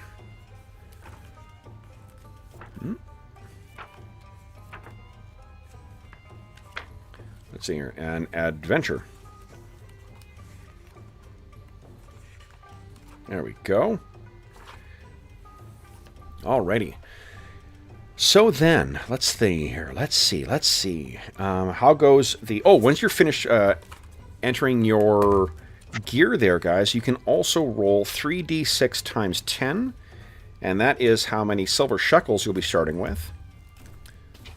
And the only thing I would point out that isn't otherwise obvious in the... nice! 12 points of damage. Decent. I was just seeing if it... if I put the formula in right, it seems to be. Oh, jeez. So, Bon the Far starting particularly hungry at 70 shekels. Yep. So the one item that kind of needs explanation is just the Acalana resin. Acalana resin is a special kind of alchemical product made from trees in the southern Zaharets. It is effectively a healing potion. You can once per day administer Acalana resin and heal 1d6 wounds automatically. Or immediately, I should say.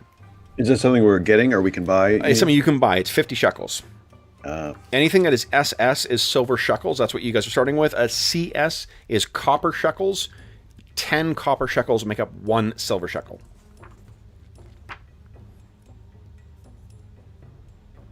And I'm sorry, we started with the silver kind, right? Yes, you got 70 silver shekels. All right. And there's not really, not usually coins in this too. It's like the shekels are normally tracked in other kinds of things like armbands or amulets or chunks of silver or things like that. And so for my selected equipment on page 50, so it was either a shield, a close combat weapon, a ranged weapon, or a close combat. Nope. So the shield can be swapped out for a one-handed close combat weapon. Yep. But you took, so you could, you went with ranged weapon. Oh, those right. Ranged weapon you can get with either thing. Do you want to have a two-handed weapon, or do you want to have either a shield and a one-handed weapon, or 2 one-handed weapons? Let's see. I want the, I guess, so I can get a... Here's the advantage, Sean. If the weapon styles, I mentioned this to James before, but he was because he's more of a martial character, but having a shield, fighting with a shield and a weapon means that with that type of fighting style, you can spend 1 clash point to use your shield, to use melee, to try and block a range attack instead of dodge. If you're fighting with two weapons, you get +1 clash point.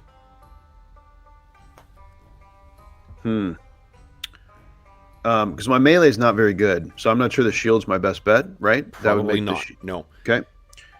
And so ranged weapons for sure. And so now I could take 2 other one-handed weapons. Yeah. So it's a question of, do you want a 2-handed weapon, or do you like a 2-handed melee weapon, or do you like that would be a Garwa axe, a long spear, a heavy mace, which does 2d8 damage, or do you want to take 2 one-handed weapons?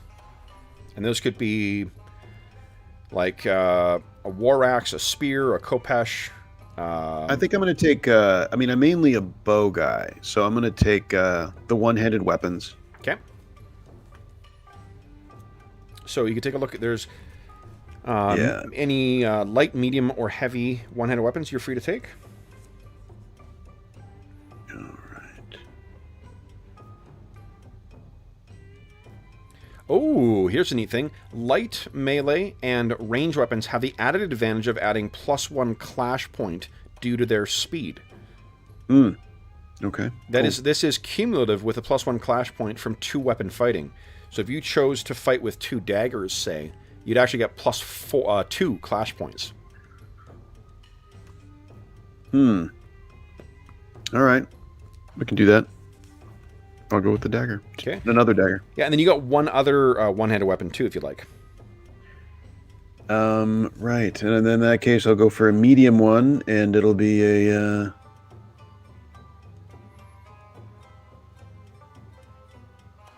not sure what a leaf-bladed sword is, but it sounds interesting. Mm-hmm. I'll go for that.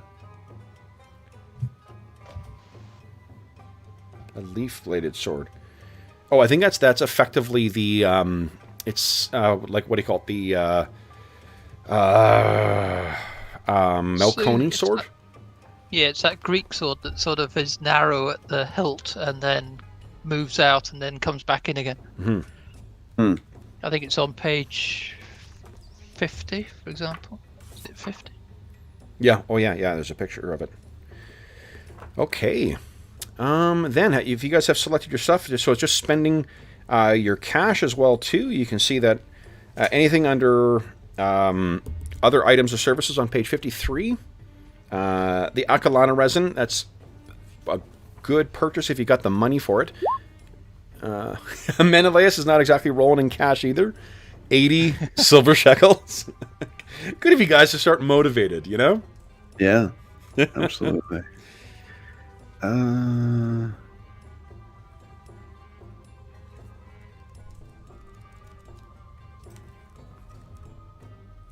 right. So then...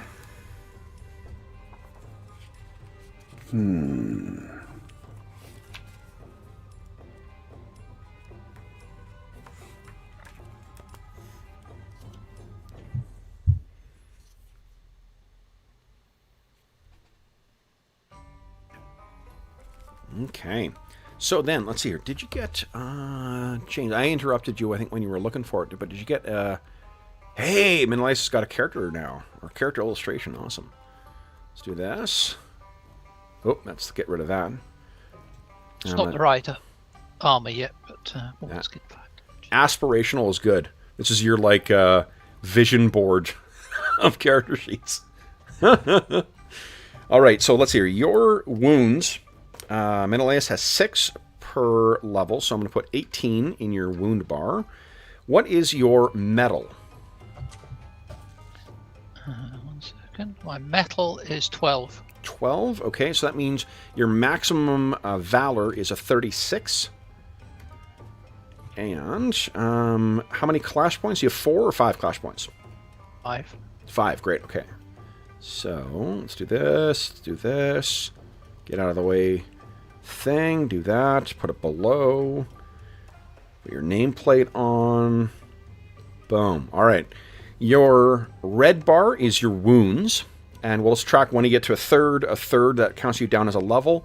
Your valor you will be filling out at the start of each round, but that's the blue bar, or each combat encounter, but you will never have more than 36, because that's the maximum with full metal with full wounds. And then your clash points are going to go up and down every round. I'm also going to add, because we started this already, a purple thing. So if I hover over the purple dot and then hit the number 3, that gives me the 3 fate points that you'll start with. All right. And how about Ba'an Far? Have you...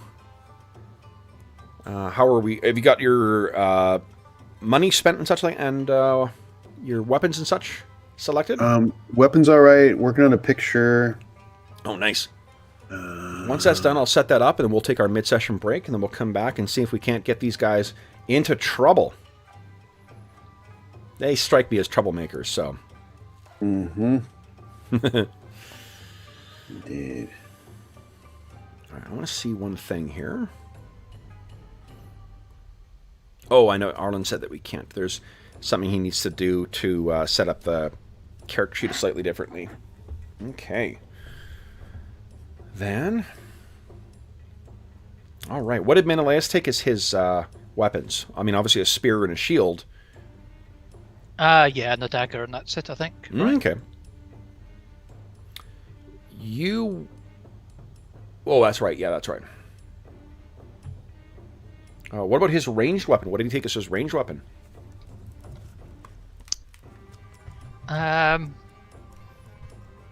He won't take one.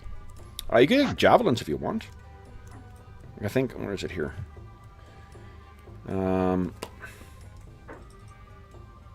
Like javelins or one-handed medium? Okay, I'll add it. But he's terrible to... That's what fate points are for, and that's what no better way to improve than if at least you get one success in the course of the game, you can roll for a passive improvement, and there's a good chance of you getting it because you're awful at it. So... Okay. What's that? Hey! 1d8. Okay, where are you? Excellent. Oh, love it.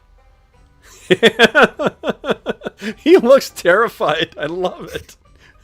That's great. Okay. So, let's get... here we go. Ba'an Nafar. And your wounds are 5, so that puts you at 15 total for that. So, do I need to buy like a quiver? And, yes, you will want a quiver. All right. What is your metal, Ba'an Nafar? Metal is 10. 10. Okay, so that means your maximum valor is a 30, and you got 5 clash points? 5 clash. Nice. Okay, and remember, if you are fighting in certain ways, like using a ranged weapon, or that you are fighting with light weapons, you get +1 clash point from that. Okay. Okay, so there's that. Okay. There's that. Bottom overlapping. There you go. There's Ba'an Nafar. Your red bar is your wounds. Your blue bar will be your valor when we fill it out. And the green bar is your clash points. And then, I need to add your fate points. You start each adventure with 3 fate points, and you regain 1 per... oh, actually, you know, I've got a handout here. So, guys, here's what fate points can be used for. They can be used to re-roll failed checks, but you must keep the re-roll. They can re-roll damage, and you take the highest of your results. They can add a narrative twist to the scene, subject to my approval. You can invoke a talent that you do not have. We don't know the game well enough yet to memorize those, but if you want to try something neat, like do a piercing shot or something like that, or pin someone to a wall with an arrow, let me know, and we can look up a talent that is appropriate, and also prevents you from dying when you hit 0 wounds. You gain them when you... well, you don't have any negative traits yet, so you don't get that from that. If you do good role-playing, if you complete an act in the story, if you complicate the story for some reason, if you make things more difficult for yourself, you get a fate point. And when you get a critical success in combat, you get a fate point back. Okay. So you have lots of ways of getting fate points back. You should feel free to spend them relatively fast and loose. Green was clash points, red was wounds, and what was blue? Blue will be your vigor or your valor. Valor we determine valor at the start of each combat encounter. It is your metal times how many rows of wounds you have. You guys have 3 right now, so 3 times your max metal is what is on there. So long as you haven't lost any temporary metal from like fatigue or stressful encounters or things like that, you should be fine. Recovering metal is generally something you can only do when you're in a bastion of law. It's tougher to do out in the wild. What is Dark Fate? What is Dark Fate? It's on the character sheet. Don't know if that's... Let's see here. Wait, don't worry about it. It may not even matter then. Let's see here. That's probably something from the character sheet. Yeah. Okay, yeah. That Arlen put in. I honestly don't know. It's probably something to do with corruption. Yeah, no worries. Okay. So one other thing that I'll mention just before we take our break, guys, is that the other neat thing that the game tracks is something called your Kleos. Kleos is sort of like how well known and how recognized as a hero you are in the Zaharets or on the War Road. Your Kleos will go up, and as you do that, there will be certain things you will gain access to, like patrons, you may start having dreams, and depending if your character is corrupted or not, you might start seeing the rising of dark forces of chaos that may be a threat to the Zaharets, or they may be calling to you to aid them if you are corrupted. You will start seeing people who want to try and people who will recognize you and respond positively. You will also see forces of chaos identify you as a threat, and they may target you. Those may be the, I think they're called Muad'Dani. They are like dark sorcerers. There are some neat, like maxims of what the game is about, like touchstones for the campaign. One of them is older is more potent. So the ancient magics, the ancient ways are going to be more powerful than what is currently known, which means one of the reasons why you travel into the wilds. Now, last thing let me ask you about, I've said last thing twice now, so I'm kind of a liar. I made a successful deception check. How do you guys know each other? Why do we see you two jackals traveling the war road together? I think we'll just use that where I was on the road and had to scramble, and then possibly under threat if they saw me, and then Menelaus turned the bend, and they had to deal with they were distracted by something else. In other words, that brought us together, and that, then I came out of a bush kind of embarrassed, yep. and said, "Oh, where are you going?" And next thing you know, I'm clinging on and sure, and something like that. So what does Menelaus value about Ba and Nafar's company? Comic relief? This is more Menelaus. Did you just crawl out of that bush? What are you doing in there? Yeah, I think you touched my dour side. I appreciate your sneaky resilience and your will to survive. Okay. And what does Ba and Nafar value about Menelaus' company? It's the obvious. So he's doesn't want to be alone on the road. Needs someone more sturdy as a companion. He didn't want to find another priest. Like, that would have been like, no.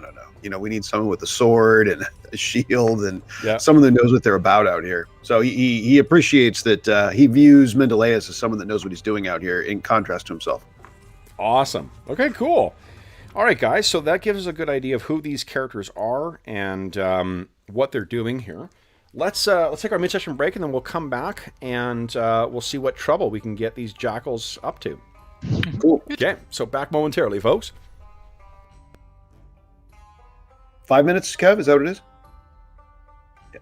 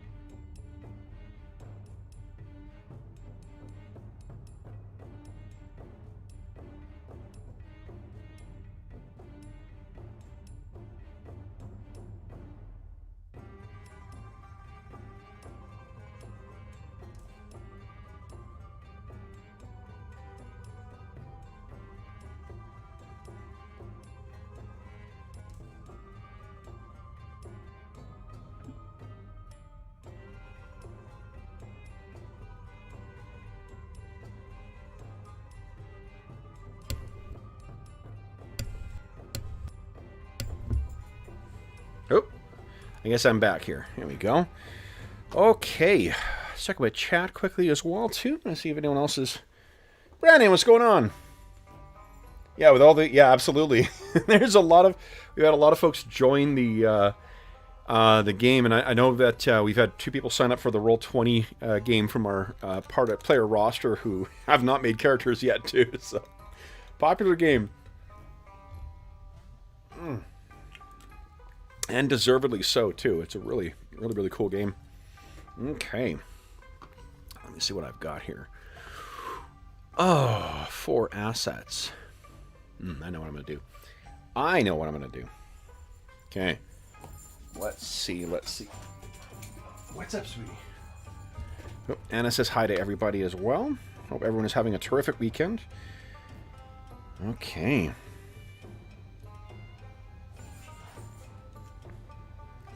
Alrighty. So. Oh, and Max, yeah, I hope that you can... Not always bad when both characters are stealthy. Completely agree. Completely agree. All right. I'll copy these things here. Okay. So, Sean, what do you think of the character generation process? It was fun. I mean, it was obviously had to kind of tear through it, but I mean, no doubt, a character generation is a good method to one of the good ways to access a system, and figure out what's going on. And any kind of point distribution system gives you a lot of control, obviously. So yeah.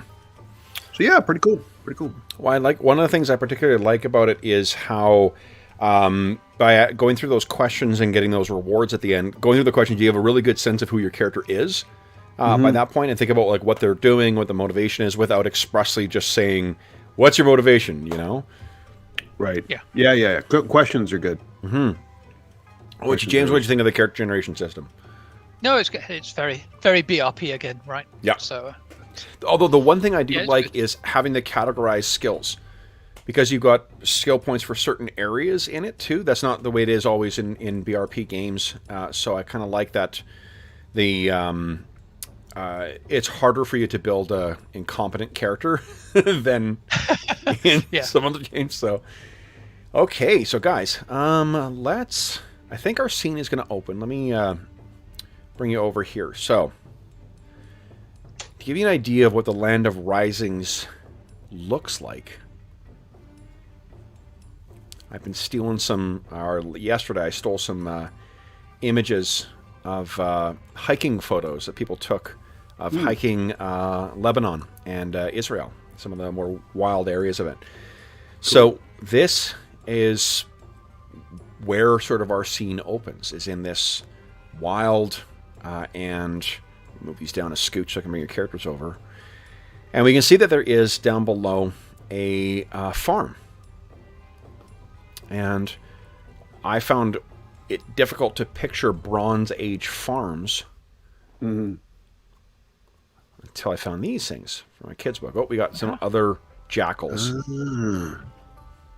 So I mentioned before how farming definitely, like, it has a more... labor intensive and group intensive. So there's probably the one on the left is sort of kind of how I picture the bottom left. It's how I picture the farm we're seeing in this opening scene.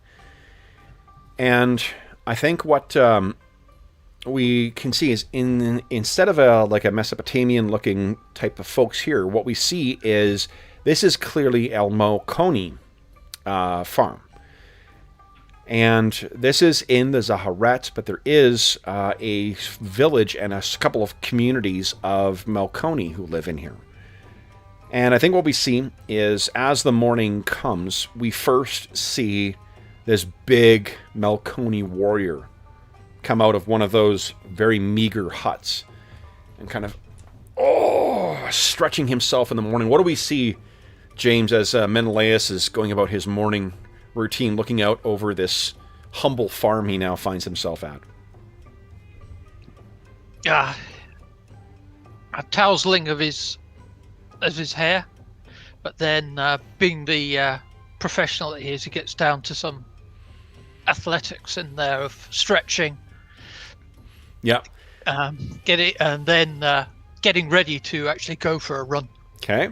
So I think as you're doing this stretching, you can see on the far side of the yard there's some kids who are there as well, who are sort of like aping what you're trying to do, in the sort of incompetent way that kids would do. Like one of them falls over trying to mimic one of your leg stretches and whatnot.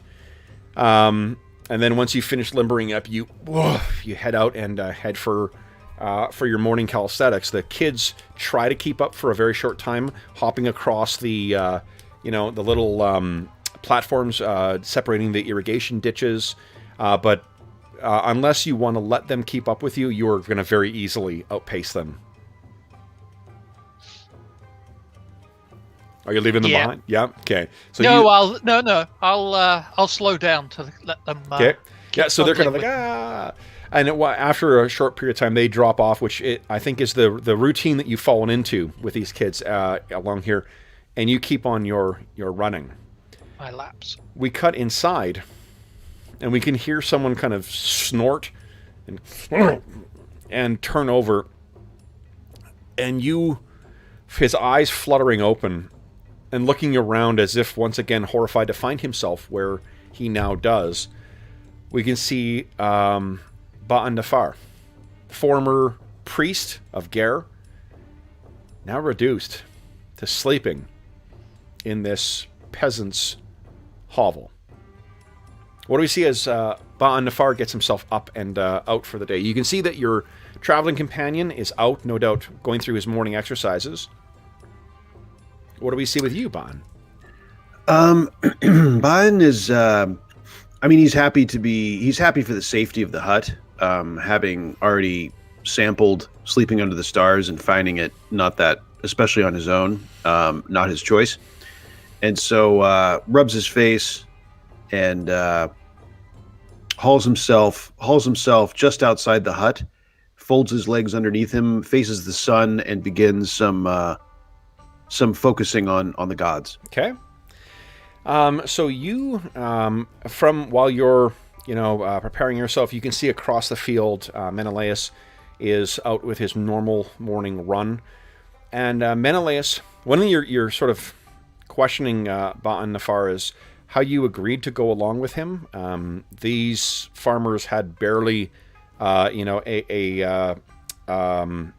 silver band worth almost, enough shekels to keep you in lodging for a month, but really not much more. An heirloom, they said, for you to come and to deal with the wolves that are preying on the people here. There have been in this region, for some of the farms around here, there have been bandits or wolves that have been preying on them, and they've been looking for anyone to help them. Unfortunately, this time in the Land of Risings has many people looking for much help. And Menelaus, I'm not sure, maybe these people are they're originally from your city-state or something like that. But for whatever reason, it felt food and lodging plus enough silver shekels to get you through another month of living on the war road. That was sufficient for you. Yep. I think these aren't my city-state. I'm a long way from there now. Oh, no, these guys would be colonists. But the colonists who could have come from... this is in the Zaharets. Okay. This is... Let me show you the map here. This is... So in the northern Zaharets... actually, don't have a smaller map of this, but right around... here. The two largest cities here are Amina Nawani in the north and Sentem in the south. Right around here, there is... So the city, the big city that is the Melkoni colony is right around here. But there's also a series of villages around here where other Melkoni have settled.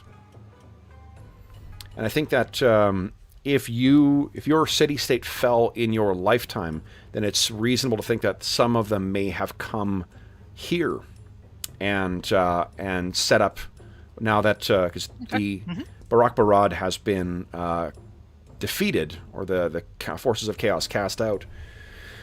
In any event, you're running around now. What I think I'll ask you to do is, why don't you give us a survival check? One of the things you're doing while you're making your run in the morning is also checking for tracks.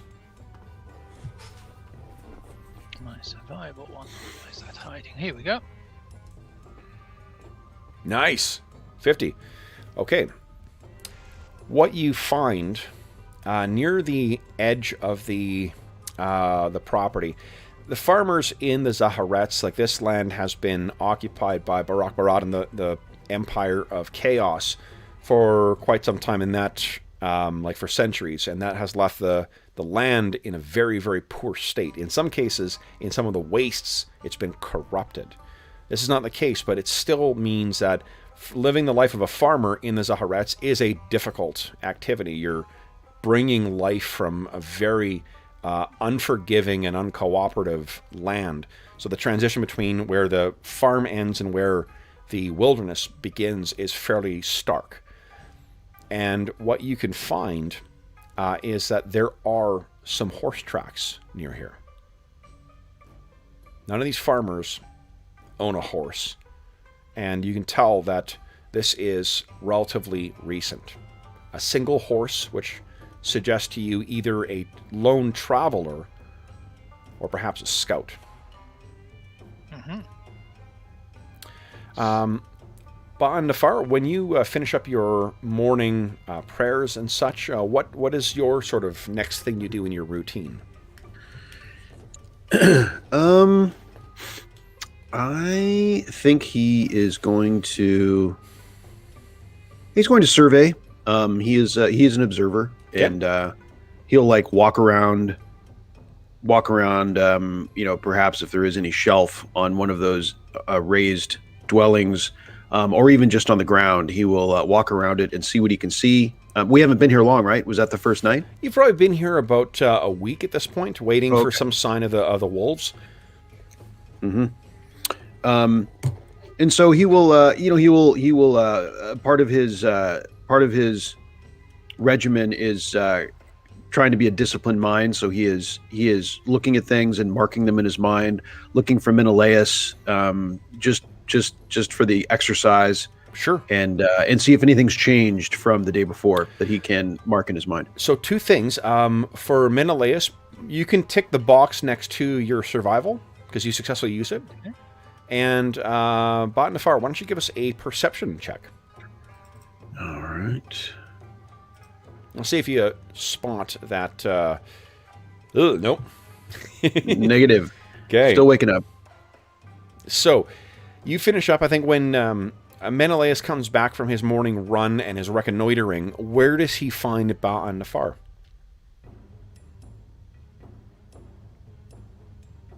Where would you be, Nafar? Asking you, Sean.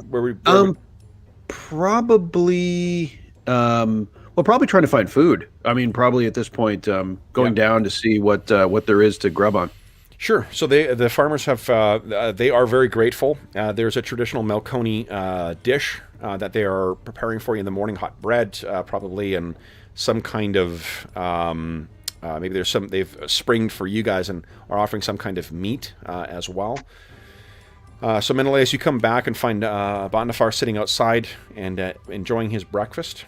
A sheen of sweat over you from your morning activities. The hot sun burning down on you as well too. It's going to be a warm day for sure, and the crops in the field swaying back and forth as well. Menelaus, what do you tell Ba'an Nafar about what you found? So I say to Ba'an Nafar, I was out. There's something unusual this morning.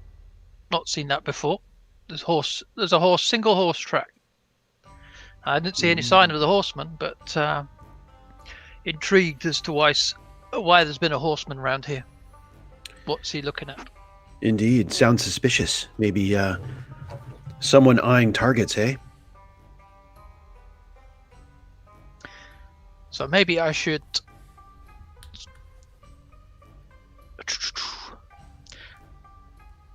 I'll go up. I will go and look to the farmers nearest where I saw the tracks. Okay.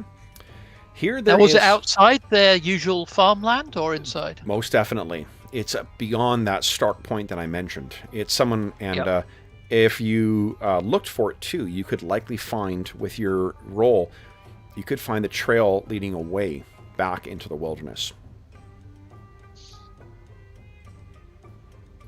So definitely seems like reconnoitering. I'll ask the farmers who are nearest if they'd seen anything. Sure. In the last day. The total farm probably has maybe about 30 people, I think, in total, of a variety of different ages and whatnot, and they claim to have seen nothing. From the age of the tracks, you would guess that this may have actually only occurred last night. Mm-hmm. And last night, at least one of the 3 moons was full.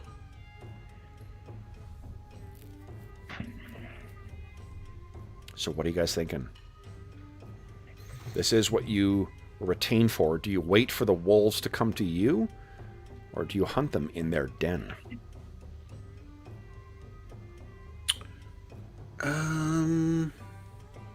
What do you think, Menelaus? Should we see what direction the tracks go? I think so. I definitely don't think we want to wait here. We've got 2 choices. We're either going to go in and get them, or we ambush. We set ourselves near these tracks, and take our camping gear, and we get out into near those tracks to ambush them if necessary. That sounds good. Let's go have a look. The reason I say that is if they're on horseback and we're on foot, we may struggle to get there to catch up with them. Yes. I mean, perhaps they're camped nearby. Let's make it a bit further. Let's investigate up until nightfall, and then if we've not reached them, then we'll bed down near the tracks and wait for them during the night. Okay. So you discuss this. What is your influence again, Menelaus? It's quite high, isn't it? Yep. My influence is 71. Okay. So, I think then that with your background as a Melkoni as well, and with an influence that high, you're easily, if you discuss with the families that live on the farm what your intent is, they will... Well, you know, why don't we do this? Let's go ahead and let's see if we can get you a tick on it. Go ahead and make an influence roll. See how well they go along with this. Oh, man. Oh, not at all. Okay, so let's talk about fate points. So you can spend a fate point to re-roll that if you like. And we've talked about how you're getting fate points back. So you can accept that as being them. Or I guess another option is if you think your virtue would apply here, you can convert that failure into a success. But you only get to use your virtue once per session. Oh, wait a minute. You also... Oh, actually, your 10th digit won't matter here. I'll say I think you've got you've got a trait that relates to influence, doesn't it? Yep. Yeah, so, I mean, that... Here, all it's going to do is get you potentially a worse result with a double 8, so there's no sense in rolling that extra 10 at this point. But what do you think? You want to spend a fate point, or you want to just... deal with them? Like, what's basically going to happen is they are likely going to be very uncomfortable. You're going to hear the sort of murmuring in a crowd of them not wanting to be left alone at the mercy. I'll do 1 fate point. Let's Okay. give that one a go. And Yep. I'm just... So let's re-roll. Nice. Yep. There we go. Now roll your d10, because if you get a crit success, that's even better. So again, just roll a 1d10. And that could replace your ones digit. Okay, 7. Nope. All right. So then, what is it you tell them?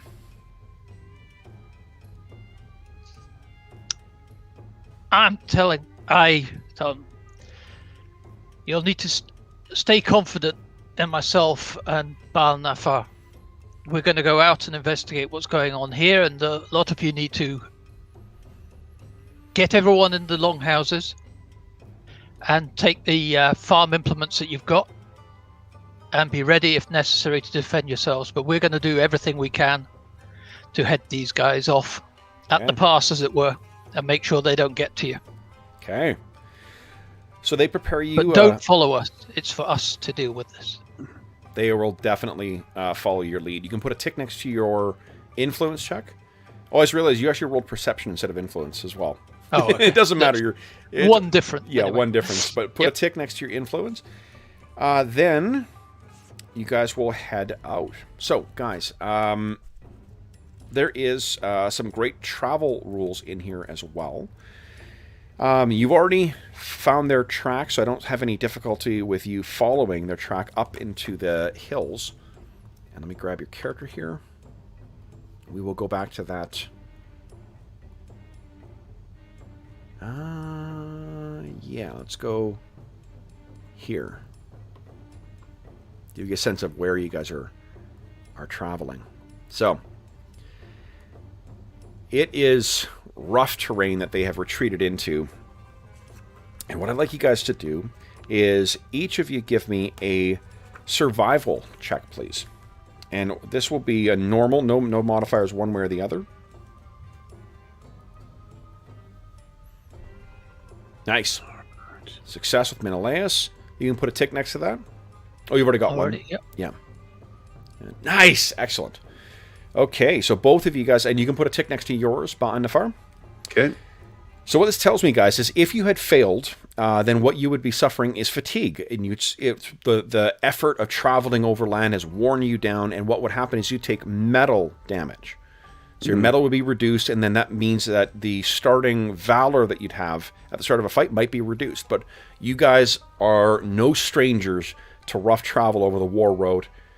And we can see you guys, this is that montage of you guys making your way across the tree-filled, steep slopes as you're following these tracks along.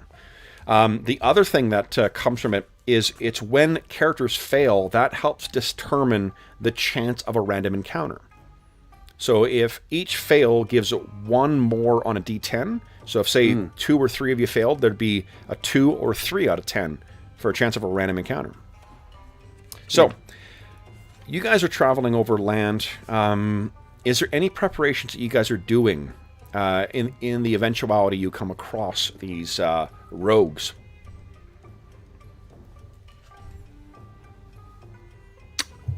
I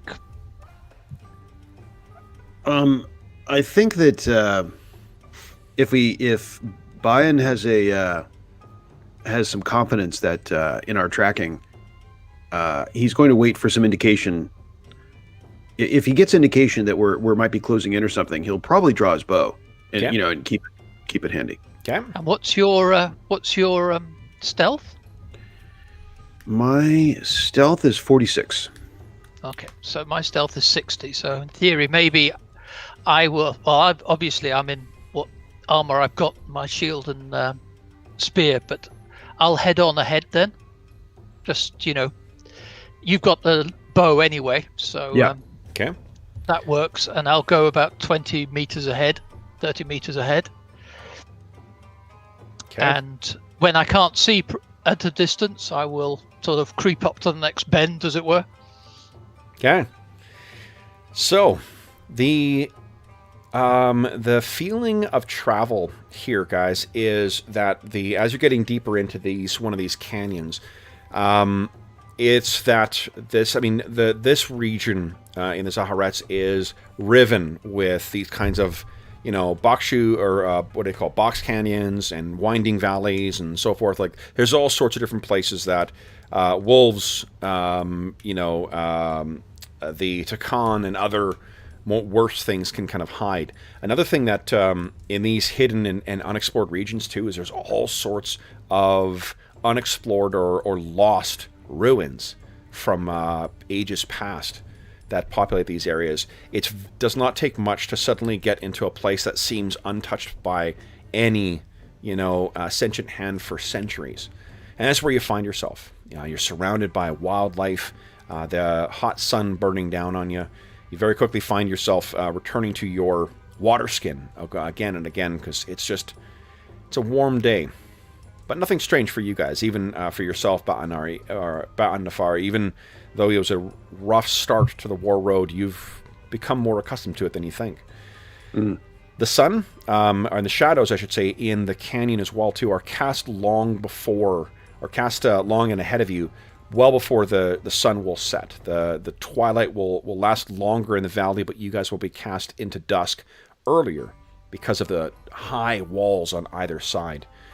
It's still a very clear path that you're following, but it doesn't appear that you would be reaching your quarry today.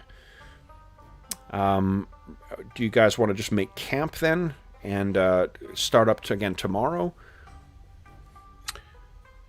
Yeah, it seems like we should, Menelaus, perhaps we look for a place to camp that is both hopefully... Yeah, but I think also let's make a place to camp which is also a good ambush site. That would be fine. I think let's see if they're going to send out a scout again, or maybe even come out in force during the night. Okay. Mm. So, would you guys each give me a perception check, please?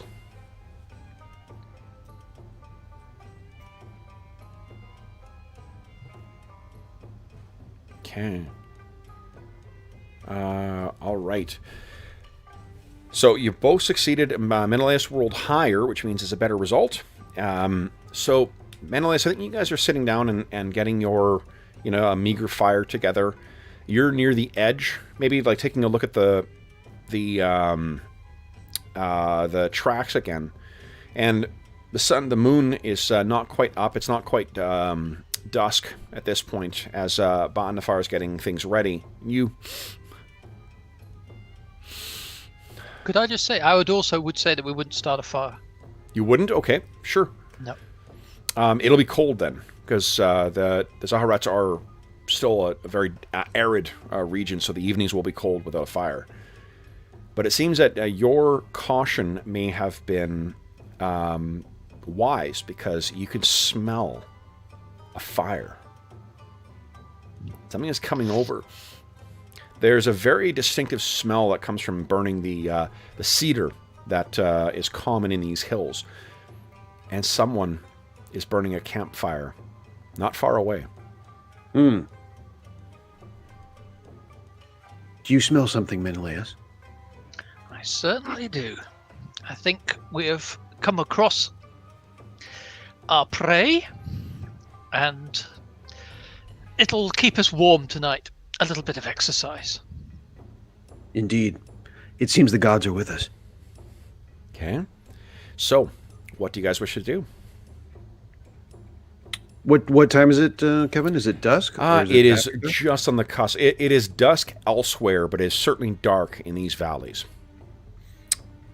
Now, it's still a full moon? There will be a full moon coming up, just not yet. So You're in that point where the sun is likely very low in the western skies towards your Melkoni homeland. But right now is just the long and dark shadows cast by the sweeping walls of the valley are cast into darkness. It isn't yet when the moons will rise and illuminate this valley, so you are in sort of a... I think this is we want to get close and get into position and wait for the moon to come up when we actually strike. That sounds fine. Okay. Kevin, what dictates how often I can cast? So it depends on your devotion points. Your devotion points, you have 13. Those will recharge after a night's rest. Gotcha. So and it costs how much? It will depend on the rite. Your rites start on page 87.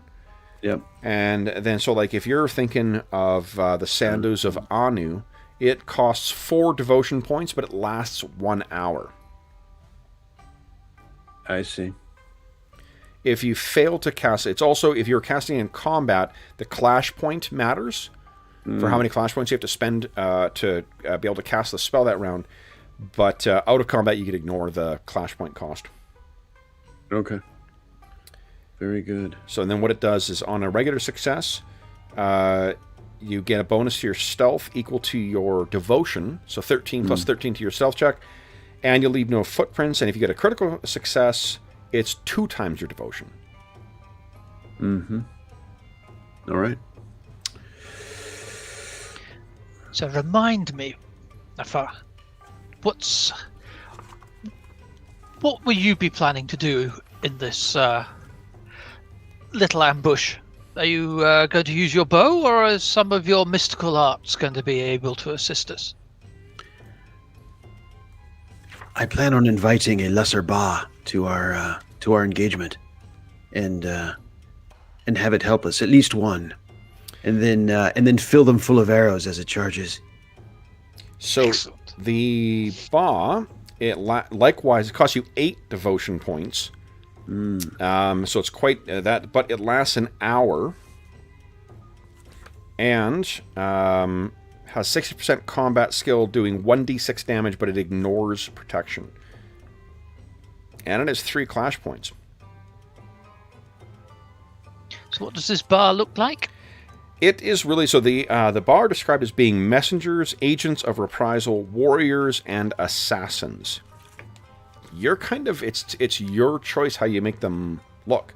When you get advancements, like one of the things you get at the end of adventures, you can spend advancements to increase the abilities of your spells, which can modify what you're summoning. So, like, for instance, you could do 2d6 damage instead of 1d6 damage, or it could have more protection, but it's really up to the caster. Like, you can narratively describe it as however you like. We know what its capabilities are. But it's a cool little bit of... and you also have to spend 2 clash points per round to control it. So when you are in combat, you know that two clash points are spent controlling it, but otherwise, yeah. It's your call what you want it to look like. I can cast it once. I can cast it once just for our information. Yeah. James. Okay. Per day. So So if we're smelling this, can we judge how far it is? Yeah, I think now that you got a critical success, you might want to reconnoiter a little bit to get a sense of where it is. Okay. Now, the upside again, if and I don't mean you to necessarily do this, but this is one of those opportunities where if you just want to hand wave it, if you've got a virtue that would be able to convert a success into a critical success, you could do that because you could do it once per session. I don't know whether either of yours, I think one of them is the one about, it's Ba'an Nafar's, it's your cultural virtue.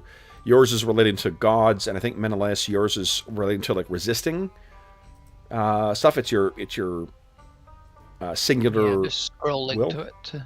Yeah, me too. I'm bringing it into focus here. Let's see. And what you can also do is reconnoiter, and what I'd have you guys do is make stealth checks, but I will give you plus 25 to your stealth checks because it's dark as shit right now, and there's tons of cover to be able to sneak towards that. Yeah, my virtue isn't anything to do with this. Okay. What page of the virtue plus zone? 25 is... mine is coping under duress, resisting supernatural, standing firm against a changing world. What page is that, James? Oh, sorry, it's page...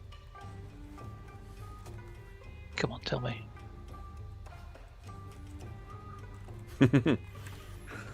It's not wanting to tell me. Malconi is... hold on. Garwa, page 37. Thank you. Of the core rulebook. Ooh. Yeah, sorry, I'm somehow in No worries. Let's see. Google Documents, which doesn't want to tell me this.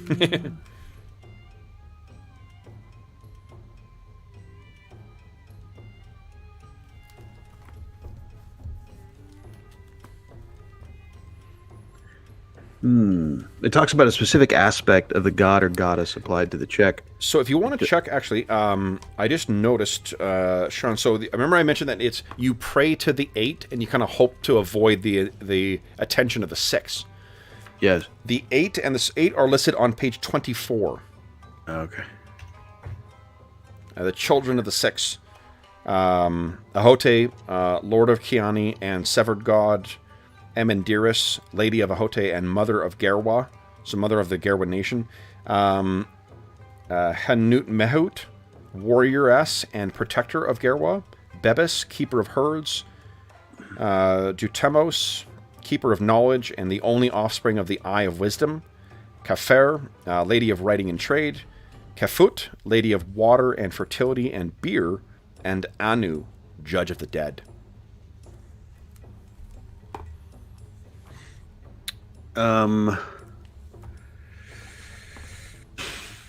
Let's see. And this would be to pin down our quarry? This is just to get closer. Yeah, so right now you'd be rolling against your stealth would be stealth, and your skill is 25 higher than what it is. Because of the cover. So how would we do this just using this... I guess you just roll stealth just roll and just know that we can add it. Precisely. We know that we're going to count it as 25 higher, so... Okay, so I will sneak. Okay, go ahead. I think I'm just going to sneak as well. Okay. Let's see what happens. And 9. Nice. Very good. All right. Nice. So, guys, it is about a quarter of a mile off, and it's almost like right down. Like you can realize that they've gone uphill a little bit too, but it's so close to where you are. What you find is 4 men sitting around a fire. Oh, let me get.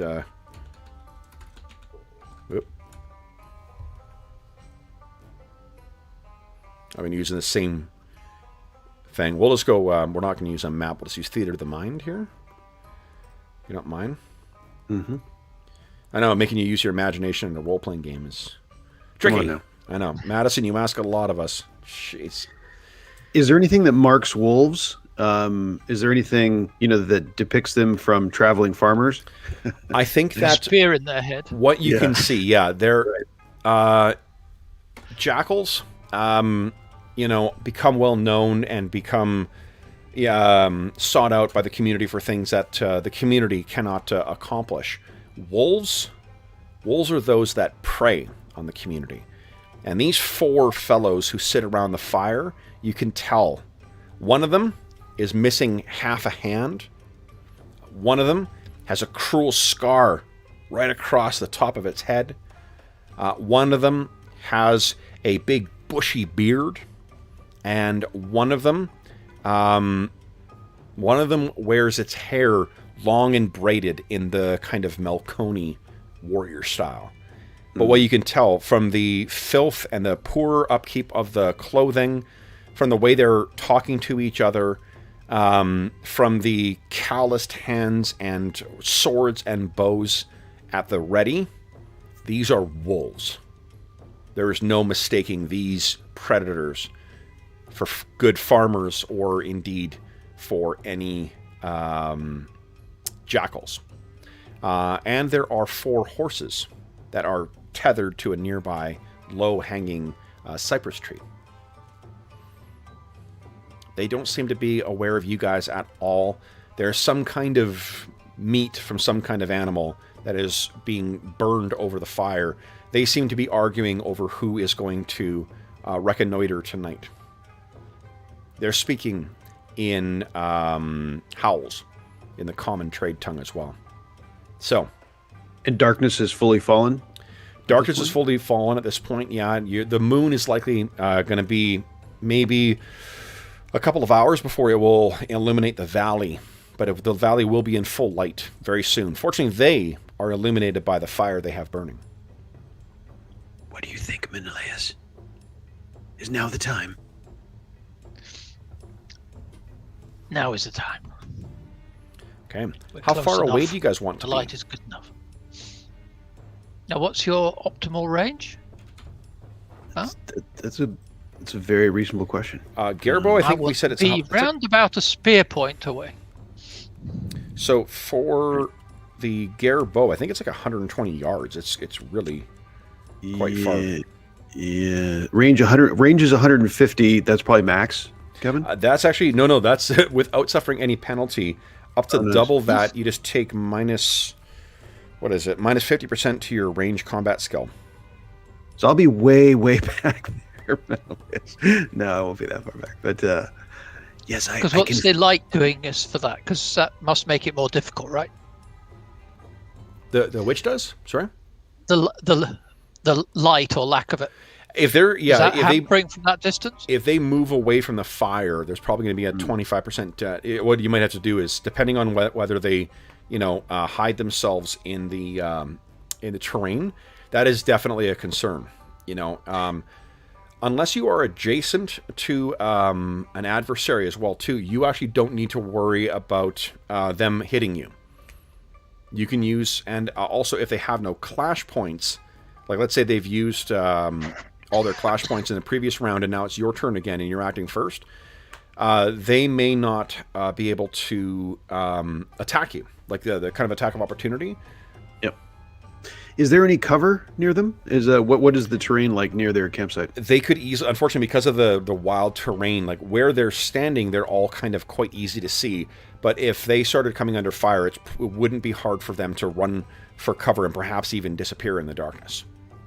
I mean, I will probably look for. I will be observing for cover fairly within eyesight of the campsite, so that I can take advantage of cover. Yep. Firing.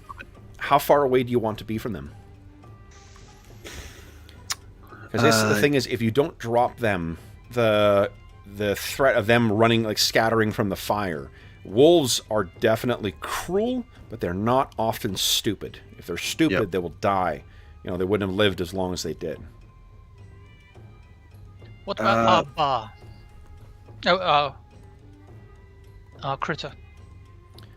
Our summoned. Oh, so we have to summon, actually.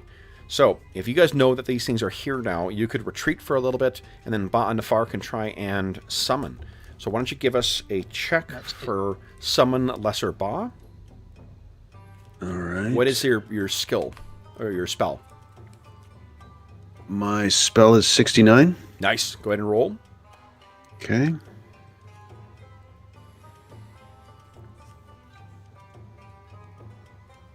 Come on. Excellent. Okay. Success. All right. So, you have 5 devotion points left. What does the Ba that you have summoned, what does it look like? I think it is. It's an outline of a bipedal individual, but the middle and it becomes more distinct at the feet and hands. But as you go in, it is a shimmer, sort of like the horizon. As the horizon shimmers, it kind of shimmers, but you can just barely tell the head. You get the feeling the head turns, but who knows? Okay, and it's got that as it moves. I'm picturing it kind of like it's like a howling growl sound, like a wind caught in a confined area. Right. Yeah, but not coming from an orifice. Just as its presence. Yeah, just an ambient thing. Okay, so then what? This thing. So the Ba has a urban skill of 40, which means that its stealth skill would be a 40. I suggest, why don't I try and get round the other side of them, and you come from our side and send the Bar straight in once I'm in position, so that if they try and flee away from the two of you, I'll stick them. That sounds good. Does that make sense? Yes. I'll be in those. I'll be in that shrubbery right here. Ooh, firing from it. A shrubbery? You heard me. How far away do you wish to be, Ban? And let's see the movement to get some idea. Our move is how far we can go in a round. Your move is that's yards. Right. Yeah, how many yards? I mean, if I was 50 yards away, Menelaus, does that seem too far? Oh no, that sounds good. Right. That's what, four moves. Indeed. Yeah. Okay. If keeps you at a safe distance so they can't get to you too quick. If I can keep in sight within 50 yards, Kevin, that's what I'll do. Okay. So this is your Lesser Ba. And let's see here. There you go. All right. I just needed a thing to serve as your tokens. That way you can track your wounds there. All right. So then, you are... Forgive me if you said I was fucking paying attention to this stupid token getting it set up. Ba'anafar, how far away are you when Menelaus makes his way in? If it's possible to stay 50 yards away while keeping the fire in sight, I will do that. Yep, absolutely. Okay, and the lesser Ba just needs to be in line of sight, so that's fine. You can move them up. So Menelaus, what is it that you're doing? I'm going to try and sneak around behind them so that I'm on the other side from Bar and the bar. Okay. So you have, I think that you're successfully able to position yourself. The one of the upsides that you have is it's really only going to be about 10 yards at the most from the edge of the cover to where they are. So you could easily cover that with your move. Good. So what? So what do we do? They're sitting around. You can hear them talking about... And as you get closer to Menelaus, you can now clearly overhear their conversation. And they're talking about what they intend to do to those farmers. And could I see Menelaus? Am I able to... Why don't you give us a perception check? His stealth was a 46, so you want to roll 46 or higher and still succeed. Or roll a crit. This will be tough. So I can't see him? Nope. So you're just going to have to wait till he comes, that spear. What I suggest is, why don't I have, because it's a point, we want to have me in position, and then you send the bar in. I mean, I could just wait for a while. I could do a whistle, right? Do a bird call. Okay. I've got survival skills. Let me tell you something else interesting about the system, guys. So what we're going to do, at the start of combat, we roll initiative. The wolves have a fixed initiative, which is, I think it's 18. But what you'll do is each of you will roll 1d... You'll click on your initiative stat, which is your deafness plus your... Why don't we do that? We'll roll that. Just to get some things in the... Or get some rolls done. So you just click on your... I think you might need to click on your token. I don't know. Okay, 17 from Menelaus. And 19. Okay, so here's the other thing. Very much like in Star Wars Fantasy Flight or in Warhammer Fantasy 3rd, what your initiative does is it sets a ladder. So we have one PC slot, then we have the adversaries, then we have another PC slot. So what this allows you to do is each round you can choose who's acting in which slot. So in this case, if you want Menelaus to go first and come running out and then make an attack and then have Ba'an-Nefar do his, this is an ambush, which means they will not be acting in the first round. They don't seem to have detected Menelaus, and you are only 10 yards away while still in cover. You could have Menelaus go and then Ba'an-Nefar go, or you could just wait a certain length of time, and then Menelaus could wait for Ba'an-Nefar to make his first shot, and then perhaps send in the lesser Ba, and then for Menelaus to jump in. So I think, our plan was to for the lesser Ba to go in to start the whole thing and to hopefully flush them towards Menelaus. So okay, so then that will be on Ba'an-Nefar's turn. So let's we'll drop into initiative here, guys, and hold on. Okay. I got some appropriate fighting music here.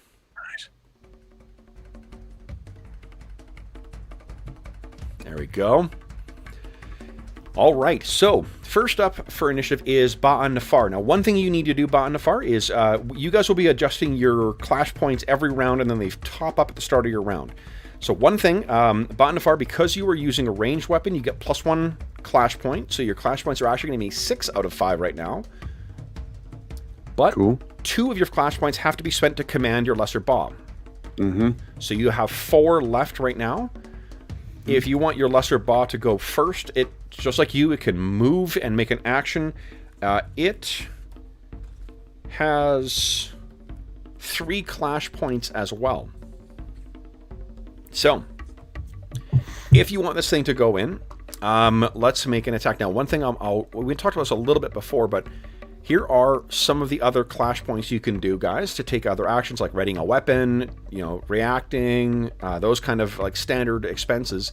And then each round, a character can take one improved action effect. They can spend their clash points to do something else. That's the decision you make after you make your roll. I mention that only because you may want to be able to spend those points Ba'an Nafar once you see how you do. So, excellent. So if I understand on the clash points, do I need to use a clash point just to do one main attack? Nope. You always get a free attack, and then the clash points are used to do other stuff. You also want to, if you anticipate being attacked, you want to save clash points because it'll cost you 1 point in melee to turn an attack into a clash instead. Yep. Gotcha. Okay. So then, first up is the Lesser Ba. So this thing... Ooh, you know what, though? I need the Lesser Ba to make a stealth check first. Okay. Remember, it's got a stealth of only 40%, so why don't you give me a percentile? Well, I think I'm going to send it charging in. Well, no, but this is for it to get down there in the first place. Oh, okay. We'll give it plus 25 because of the cover, so it's a 65% chance of success. Go ahead and make your roll. Okay. Let's see whether they think, hey, what's that out there? Nope. They are none the wiser. So then, so what I'm going to ask you to do, so on your token, your character sheet is, or your character sheet, your token is the best place to track your clash points. So you just click on your token, and then you should be able to adjust your clash points down. You should have 4 left right now, because 1 extra from doing a range attack, and then you lose 2 for commanding your Lesser Ba. All right. And the Ba has 3. This here, C. There you go, I got the Ba's thing. Okay, so your Ba races in. Go ahead and make your attack roll. It has a... What's the move of the Lesser Ba? Let's see here.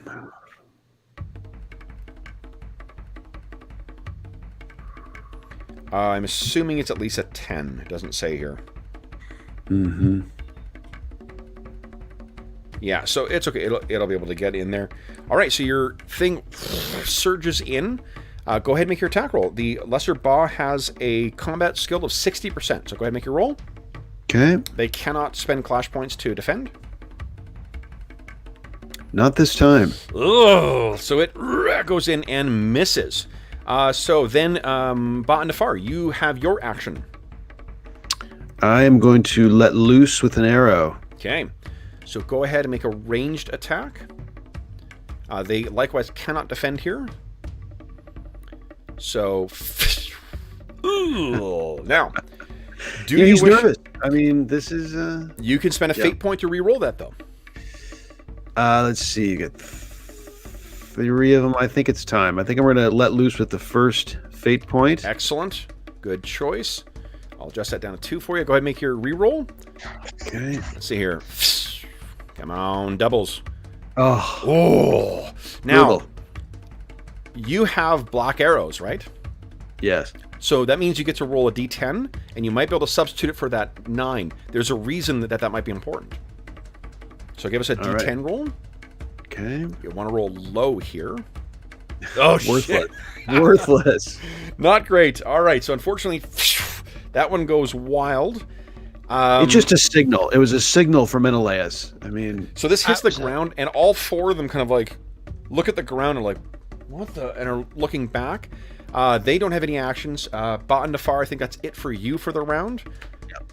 Unless there's something else you want to do with like getting a thing ready or something like that with your clash points, like getting an object out or something like that. You are done. They don't have any action this round because they are still stunned. Menelaus, what are you doing? I will step forward as they're looking towards where the arrow came from. Yep. And ram a spear right in the back of the nearest one. Please do. So you race forward. Go ahead and make your attack roll, a melee combat. They cannot defend or cannot clash. That's a hit. Yep. Go ahead and roll damage.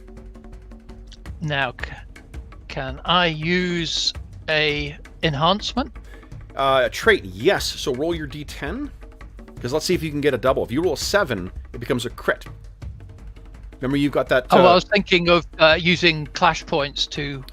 Oh, so you absolutely can do that, but first thing is, what is it, like Chosen of Ryla or something like that? Whatever your thing is that when you're using Spear and Shield, you get to roll an extra d10.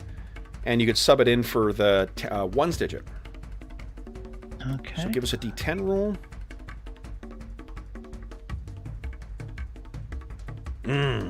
Okay. Yep. That's still a hit, not a crit. So Crits are hard to come by. now you can roll damage first and then decide if you want to add the D10 or the D6. Okay, Or, yeah. let's do that. Okay. So let me, where's my sheet gone again? Come back.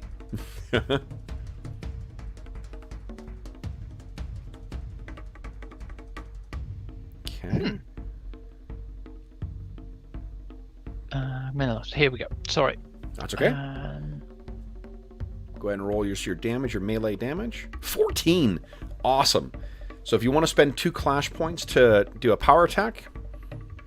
I'll do that. Okay, so then reduce your clash points by 2. It's 1 die 6, right? Yes, yep. 19 damage. So they... Oh boy, they are wearing leather armor, but that does not afford... Which of the 3? Half Hand, Scar, Beardo, or Braids? Who do you hit? I'll take out dear old Half Hands. Half Hand, all right. He won't need the other half. Nope. suit. So Half Hand, that is 19 minus... So here we go. Look at this. Whoa! Stab him in the back. He cries out, and they all kind of are trying to figure out what's happening between the Lesser Ba coming in and them. All right. So then that is the end of the first round, guys. We're on to the second round. Now, which of you two guys wants to go first? I don't think it matters. You want to go? You want to go again? You're hot. Menelaus? Yep. Well, then I try and finish him off. Okay. So first thing that happens is you fill your clash points. You're back up to 5. Okay. Clash points. And one thing we forgot to set, guys, is your metal times your what do you call it? Times your wound level.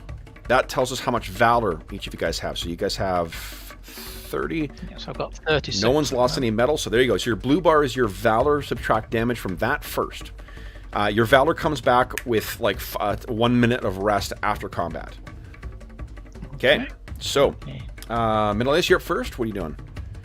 Oh, 6 solid hit. Now, hold on. I do have clash... Oh, no, they haven't had their turn yet. They can't refresh their clash...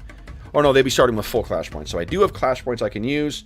There are 4 of them, so I have 4 clash points. I am going to turn this into a clash. Let me see what I roll here.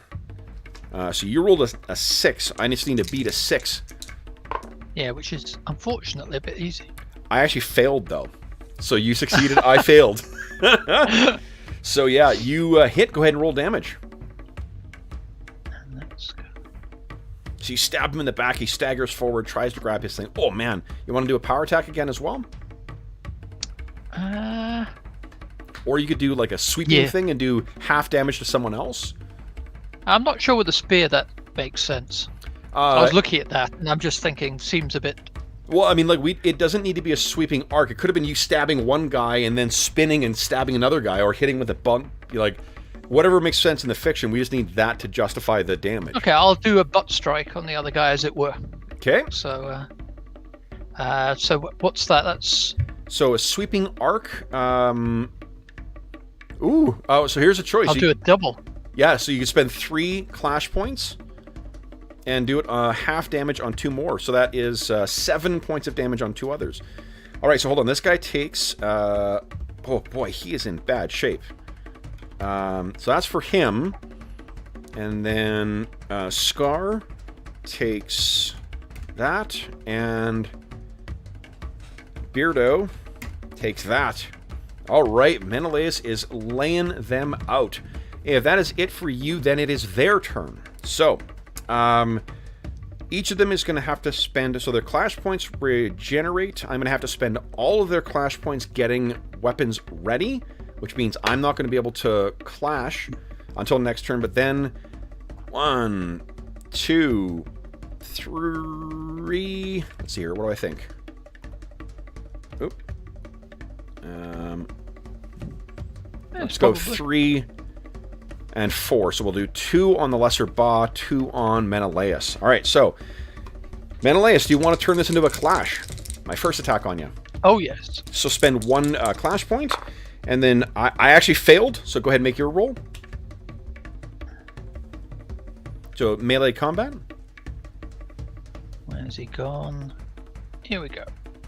Nice success. And now roll your d10. Remember to always roll your d10 when you're making that, because, and if remember, an arrow up will just repopulate whatever you typed in last. So if you did the d10 last time, 7. Okay, not quite good enough, but go ahead and roll damage and reduce your clash points by 1. So this is on Beardo. He tries to get you with that. So he tries to get you with his sword. You batter it aside with your shield and skewer him through. Half hand is down. Then, next attack. Do you want to make this a clash as well? Indeed. Okay. I've got my last point here, so I'll... I failed again. I rolled an 86, so go ahead and make your roll.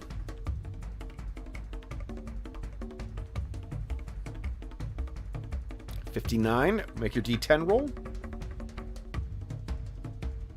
Come on, 5. no, sorry, just a D10. Wrong way of doing it. That's okay. Oh. Here you go. Come on, 5. Oh. All right, but that is a hit. Go ahead and roll damage. Let's see how much Scar takes. Oh, only 5. Whoa! Not a 1 great. and a 4. Dear God. All right. So then that is that. Okay. They don't have their shields up yet because I didn't have enough clash points. So then that is the... Oh, then I got 2 on the Lesser Ba. Lesser Ba has 3 clash points. So the first one, Sean, you want to turn this into a clash? Yes. Okay. I actually succeeded on this. So 21. You're going to want to roll beat higher than 21, but less than 60. Or roll a crit. Go ahead and roll your percentile. Oh, there you That'll go. do it. Critical hit is good enough. Efficiency, just cold efficiency. All right. So then go ahead. Oh, then it does max damage actually on a crit. So this thing tries to get in the Lesser Ba, and one of those formed hands does 6 points of damage on. Let's see here, on Beardo. So that is that, and then so just subtract one of your clash points from the Lesser Ba. And do I roll 1d6 or it takes 6? Because you rolled a critical hit, it takes maximum damage. Maximum damage for him is a 6. Nice. Okay, so you reduce that by 1. And then if you want to turn this next one into a clash as well. Yeah, better do it. I rolled a 32. Go ahead. Make a percentile roll. Fail. Failed. Okay, so I hit. And 32. Ooh, boy. So I hit this thing twice. And I'll roll the damage in chat here. Roll 1d10 plus 1d6. Is that right?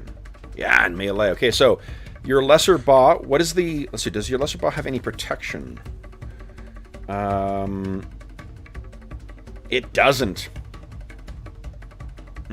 Although I just noticed that its attacks ignore protection, so actually that thing would have taken 2 extra damage. So here's the first one. It hits once with a... with its sword. Okay. 12 points of damage. Okay. It's down to 8. Yep. And its second...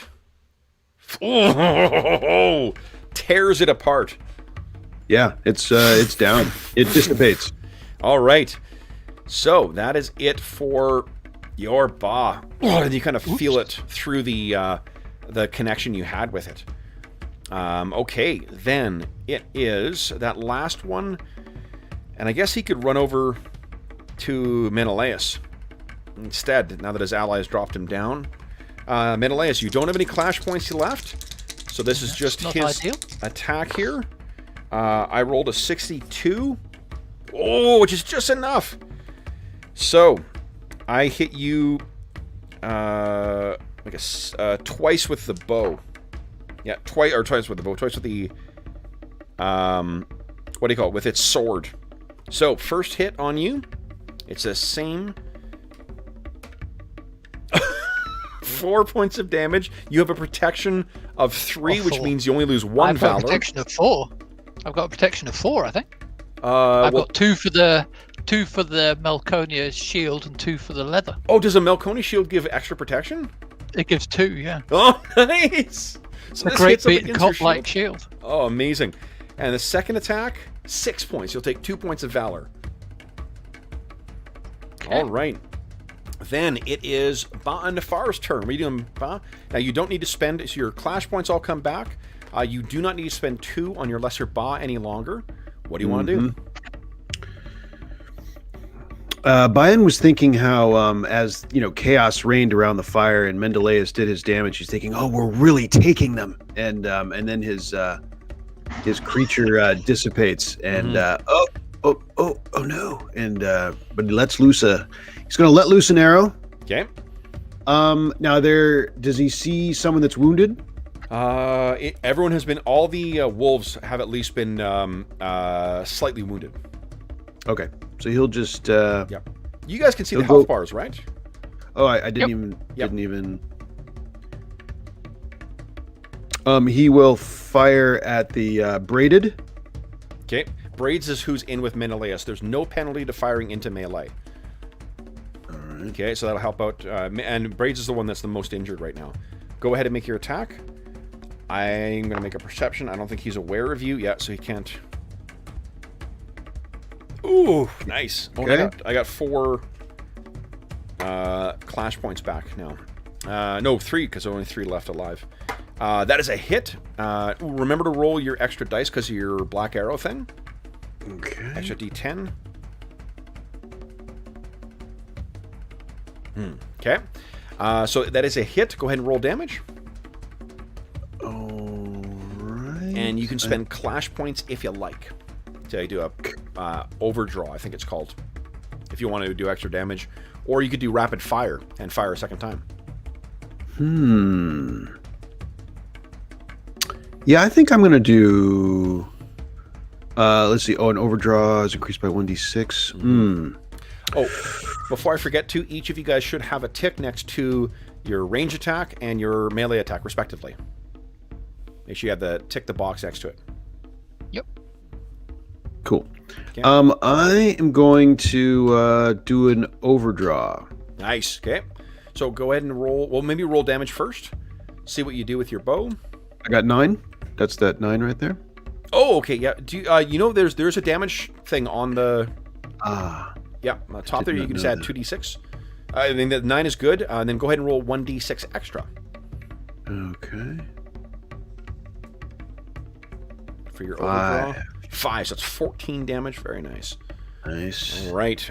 So, nope, that was wrong. That was 121. Oh, Jesus. You split the earth. Alrighty. So, grazes across him. He's now... I'm going to make a perception check for him. Their common skills are a 45. I rolled a 67. He has no idea where you are in the darkness. So you've spent 2 clash points, Baden. So you'll be down to 4 right now. Anything else you wish to do, or is the end of the round? Let's see. I have 4 left. Yep. Right. So I can do rapid fire still? No. You can only do an improved action once per round. Gotcha. And Menelaus, you're technically at a 0 for clash points right now. Oh, okay. Yeah, you only refresh your clash points at the start of the turn. The reason that's important, because if next round Baden decides to go first, then your clash points still won't refresh until your turn. I don't think... Is there... What would you... Is there anything... I don't think there's anything I can do, right? No, unless there's... I would just adjust your clash points down to 4. Oh, let's see. Yep. Dodge. I am invoking your right. Looking at them. Like, I don't think there's anything else. This is one of the things... Remember I mentioned before we went live how it's a little faster than the Conan Momentum. Like, it's a little... You don't have to suffer over, like, the potential different... It becomes pretty evident what clash point expenditures are quite good, and you're limited by 1 improved action per turn. So unless you got something else you want to do, like get an item out or move extra distance, like you can spend 2 clash points to move your move on top of your regular move. So let's say you wanted to run down. You know, what's your movement or your move? It's like a 13 or a 14 or something? It is 15. 15. So, like, in theory, you could, if you wanted to try and, like, close the distance and help Menelaus out, but still keep shooting, you could do your move of 15, and then you could spend 2 clash points to move another 15 yards, and then you could spend 2 clash points to do another 15 yards. You don't really want to get too close. I do not. I think I'm good. I'm good. Okay. All right. Then it is the end of the round, guys. So, top of the round. Oh, and again, you should be down to 4 clash points right now, Baton. Oh, yeah. Okay. So, next round, this is round 3. Who would like to go first? We have 1 PC first. I think I should go first. Okay. Because otherwise I'm going to have 0 clash points. Okay. So, you were up. Go ahead and you first refresh your clash points. You're at 5 clash points again. And what do you want to do? I will stab the most wounded one in front of me. Okay, that is great. Lunge at him with my spear. So I'm going to make that a clash. You need to beat my 52. Oh, nice. Yep. And roll your D10. Come on, 7. Give us a 7. Come on, dice. Oh, so close. All right. So you hit. Go ahead and roll damage, and then decide if you want to spend any clash points. Yeah, that's... So 13 damage right now. Do you want to spend the clash points? You could do power strike. You could do a sweeping attack. I'm going to do a power strike. Nice. As well. Okay, so I'm going to do... Go ahead and roll 1d6. I'll just do -1 here first. Okay. I think power strike is 2, isn't it? Is it? Okay, I'll just check 1 second. Yeah, power attack is 2. It's 2. Okay. 3, 16. Oh! Now, going here's something cool. Remember I mentioned before you can spend fate points to get talents for the 1 round. Talents are sort of like when you're super high skilled, you get access to different things. One talent you can get as for melee attacks is piercing. It reduces the protection by 2. You are leaving this, you're rolling 16 damage right now. This will leave it with 2 hit points or 2 wounds. Well, let's go with a nice lunge to finish him. Excellent. So what does it look like as you plunge this thing in, piercing right through his armor? What's he wearing on his head? This is braids. He has those Melkonian braids. Oh, in that case, if I'm piercing, I won't do that. I will, as you say, I'll slide it in through his chest, between the plates of his leather, and just thrust it right through. Right out the far side. Rip it back out again. Awesome. And braids goes down. All right. Did I mention that morale is a thing in this game? At the start of each round, we expressly go to morale, and if they are at half, it triggers a morale check for them. All right. So that was 1 strike. So your fate points will go down by 1. So you're down to 1 fate point right now. Then it is their turn. So first thing is this guy, Beardo. Beardo runs away from the fire into the darkness. He knows someone's shooting at him. So I'm going to roll a stealth check. Ba and Nafar, would you give us a perception check? I can tell you what you need to beat here if you like. You need to beat my 50. So didn't do it. You could fate point that if you like. You could, if it makes sense, you could make use of your cultural virtue to make that fail into a success, or that success into a critical success. Yeah, the first one I don't think makes sense because I only have 15% chance of succeeding on a reroll. Yep. I guess, yeah, I'm gonna. What was the virtue? So I'm gonna do that. It'll be a prayer. So what do we see in the fiction? I think he's going to have to throw caution to the wind a little bit, and he yells out, calls down for, I don't have their names in front of me, but the god's name. That's okay. But, so you know what happens then? How about yes. one of the first moons just crests over the hedge and perfectly illuminates this guy. You can see precisely where he is as he's trying to hide from you. Aid my bow. I only have 2 clash points right now, and the one that is facing you, Menelaus, is going to try and attack you with his sword. You want to make this a clash? Oh, of course. Yeah. Of course. Then, would you kindly beat my 40? 40.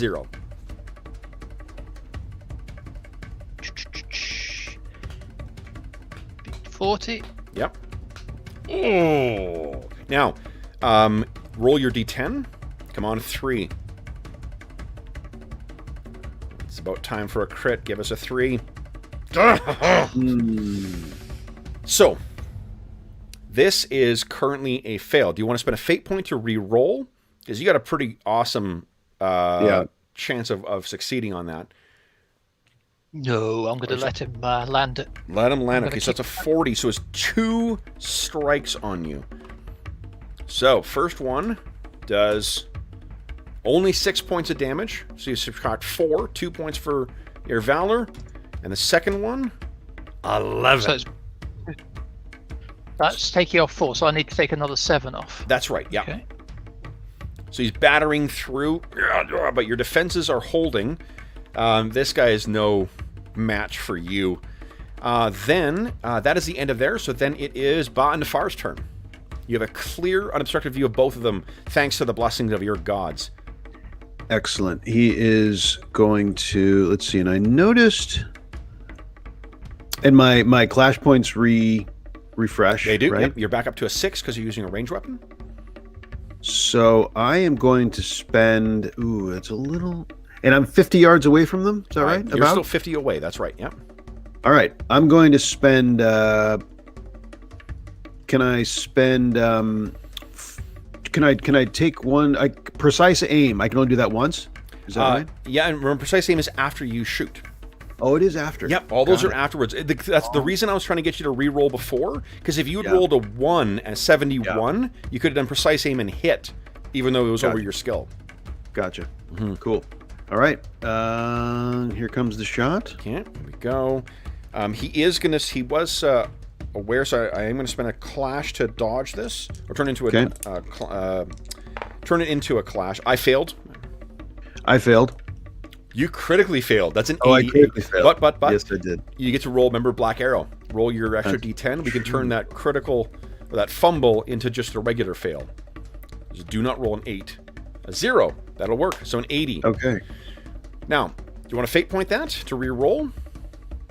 And so there's how many are left up? You have 2. What's the situation? Just these 2. There's one that Menelaus is fighting, and there is the one that is trying to make its way around towards you. Yeah, I'll spend a fate point. Okay. So down to 1. Go ahead and re-roll.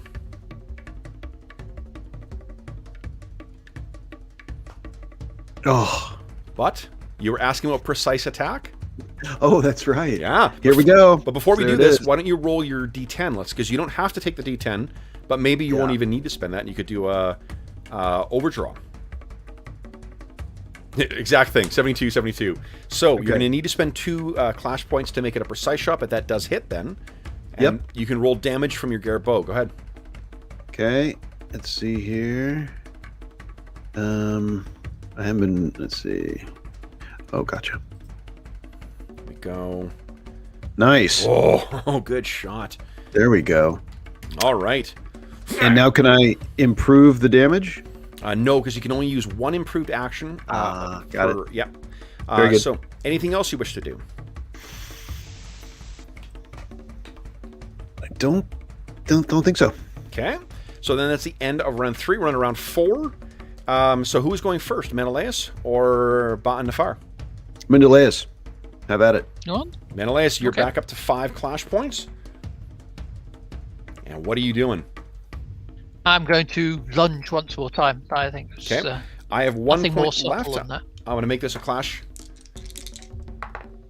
I failed. I rolled 65. They are not great combatants. You succeed. 67. But roll that Let's extra just dice. do Come on, 6. Roll. Come on. Come on. Oh, jeez. Cannot get a crit. And one of the great things with a crit is you get a fate point back as well. That is nice. Okay. And damage is 6. That Now, sucks. remember, well, I'm going to you could put spend. up. I'm going to do a power attack. Well, first thing is you have 1 fate point left. You could spend a fate point to reroll damage if you choose. Why not? Yeah, we got Let's do that. 20 minutes left in the session, so might as well. Go ahead and reroll damage. That's There more you like go. it. Now, what do you want to do with Well, your clash and points? then I will do a power attack as well. Excellent. There we go. 17 damage. Very nice. All right, so then... So this is Scar, who you're fighting right now. All right. Then it is their turn. So Scar, I got my clash points back at 2. Scar is going to attack Menelaus. You want to make it a clash? I will make it a clash. Yeah. Excellent. I rolled a critical... I rolled a fumble. So you go ahead. An 88. It's one of the downsides of often rolling... Oh! Yours is a fail as well, too, though. So he fumbled. Yep. You failed. I think what happens is he swings in at you. You try and return the favor. Your spear just hits at a weird angle, and it knocks the sword out of his hand, and it clatters to the ground. He's going to have to spend a clash point. So he's down to only 1 clash point left to grab his spear and get it back up. Or not spear, his... what do you call it? His... sword. Yeah, sword. And I'm going to spend another clash point for him to grab the shield. He staggers back, grabs his shield. He now has a protection of 3. Unfortunately, I don't have any clash points left. Next up is this guy.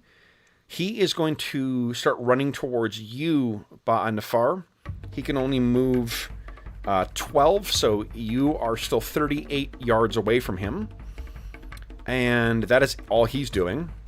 Then it is Ba'anafar's turn. What are you doing? I'm lighting him up. I draw a fresh black arrow. Yeah, and when your clash points come back. Okay, yeah. And another arrow.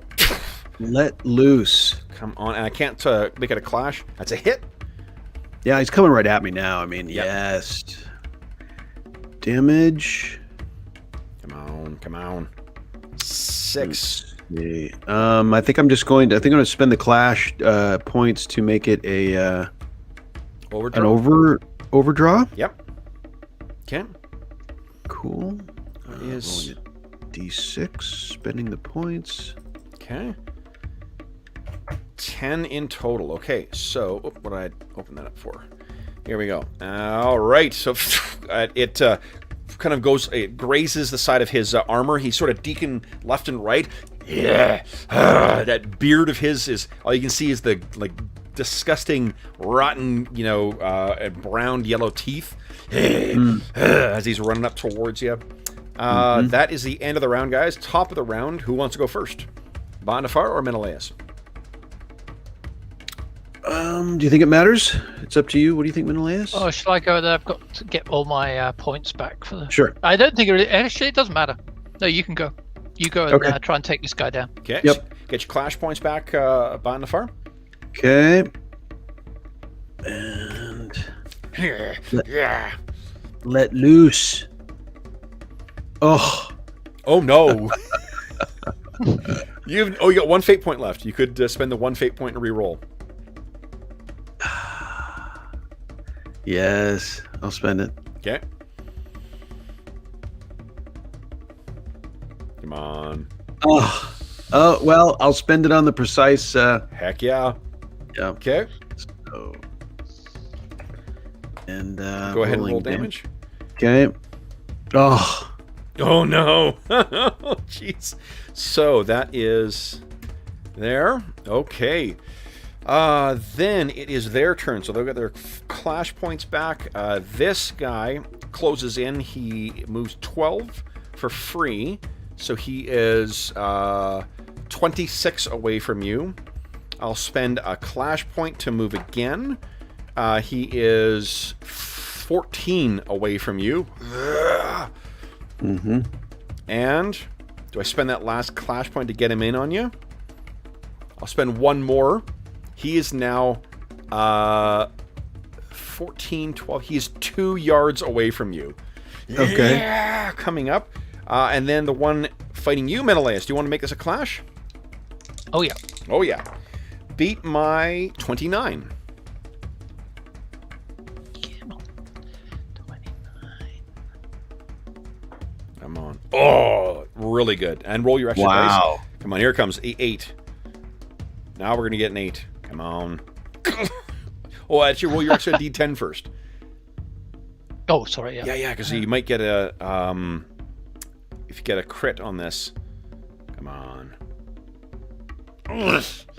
All right, so that is 5, and you could spend clash points if you want. Oh, I've used my clash point to Oh, right. contest. Right. This was the... okay, so then... that's right, it's his turn. You still get a turn after this. All right, so then that is 5... Oh, no, actually, hold up, because he's got his shield up right Only now. 2, right? Yeah. All right, then it is Menelaus' turn. So your clash points all come back. Let's go give him a smacking, Okay. as he deserves. Here we go, and I have no clash points left to defend. Ooh. And I guess I will use the extra to get my... what is it, a 2 to get me up? The precise blow, yep. The extra... okay. Okay, go ahead and roll damage. Oh, man, good strike. All right, then...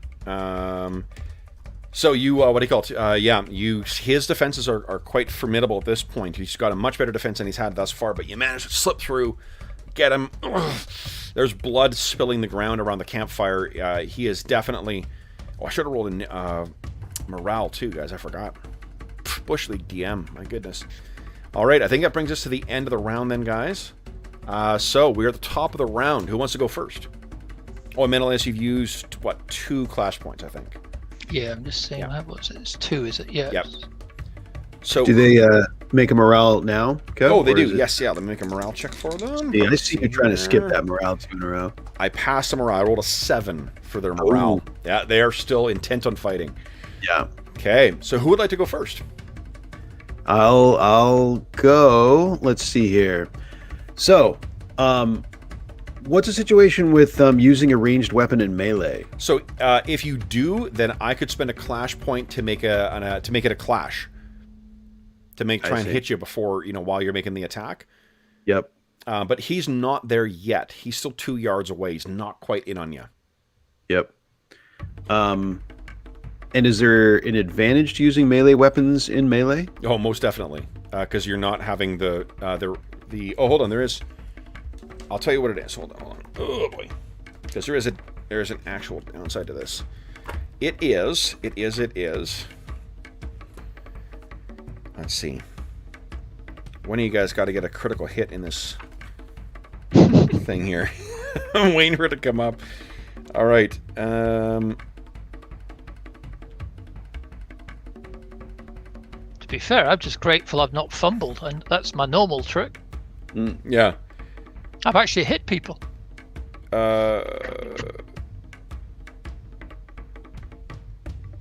All characters within melee range of a character who makes a range attack, save for the target of the range attack, can spend a clash point to make a simultaneous attack. So it's not that it turns into a clash; it's a separate attack. So a free attack, if I, in essence, well, not Basically, free, yeah. but a clash point. No, they spend a clash point for it, but what it means that you need to make it. You would have to spend an extra point to make it into a clash, and you don't have a melee weapon in your hand. So, what are you thinking here? And so I could, in essence, make this attack and then use clash points to switch weapons later, I suppose. Yeah, you absolutely could. You could then, you could make your attack, drop the bow for free, and then spend 2 clash points. I think, how much does it cost to get a weapon ready? It's 1 to switch weapons. Well, the reason I say 2 is because you got 2 daggers on you. And remember, if you're wielding 2 light weapons, Yep. extra clash point. No, 2 extra clash points. You'll have 7. Wow. Yeah, well, let's do it. So, ranged attack. So you're up to 6 right now at the start of your round for your clash points. Okay, yep. Go ahead and make your attack. Literally seeing the white of his eyes. Let it fly. And the yellow of his teeth. Right. Okay. There it is. Okay, I have no clash points left to defend. That's a hit. Roll your extra d10. Black arrow, yeah. Come on, 4.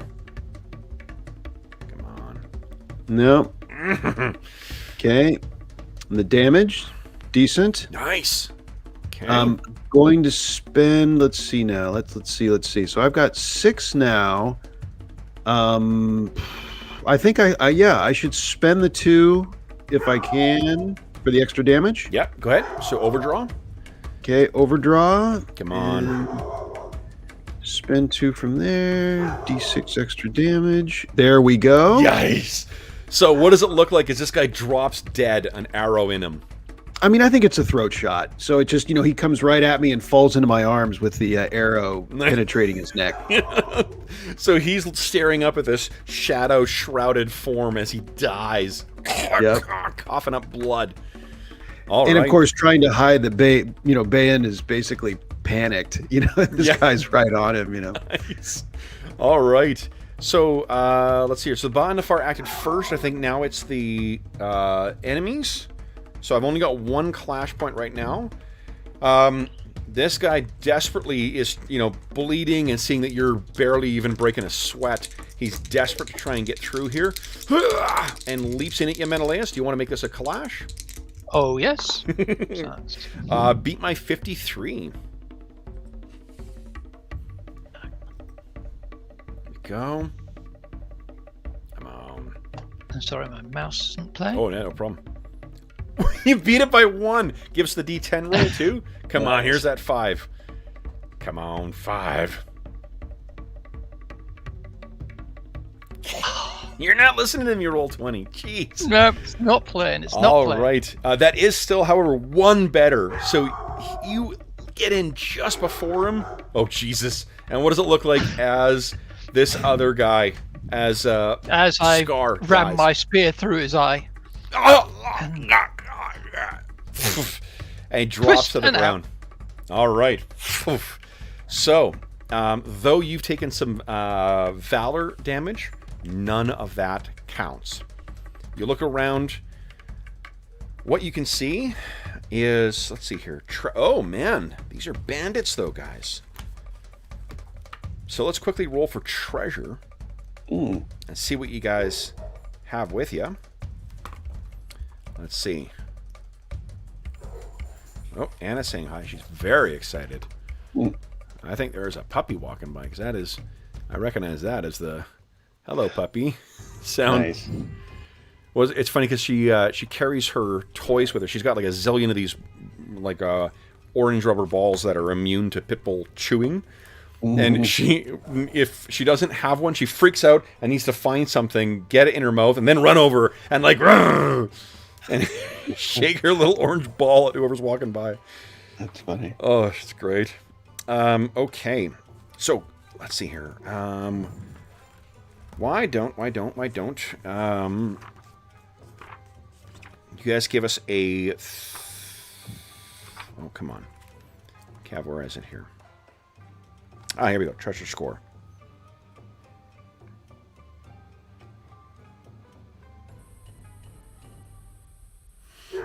Give me a 5D100 roll, please. Both of us? Let's see. James, give me a 5D100.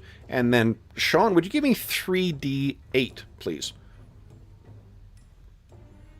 Now, I'll tell you what this means in a second. 270, pretty good. So, you find 270 silver shekels worth of treasure on these guys. And what your roll there tells me, Sean, is that one of them, probably the most expensive, there's 100 shekel silver crown among them. And then there are 2 chunks of silver ore, raw ore, that are in there, worth 170 each. Like one of them is worth 100, one of them is worth 70. So because you don't find coins in Jackals, you find treasure in another form.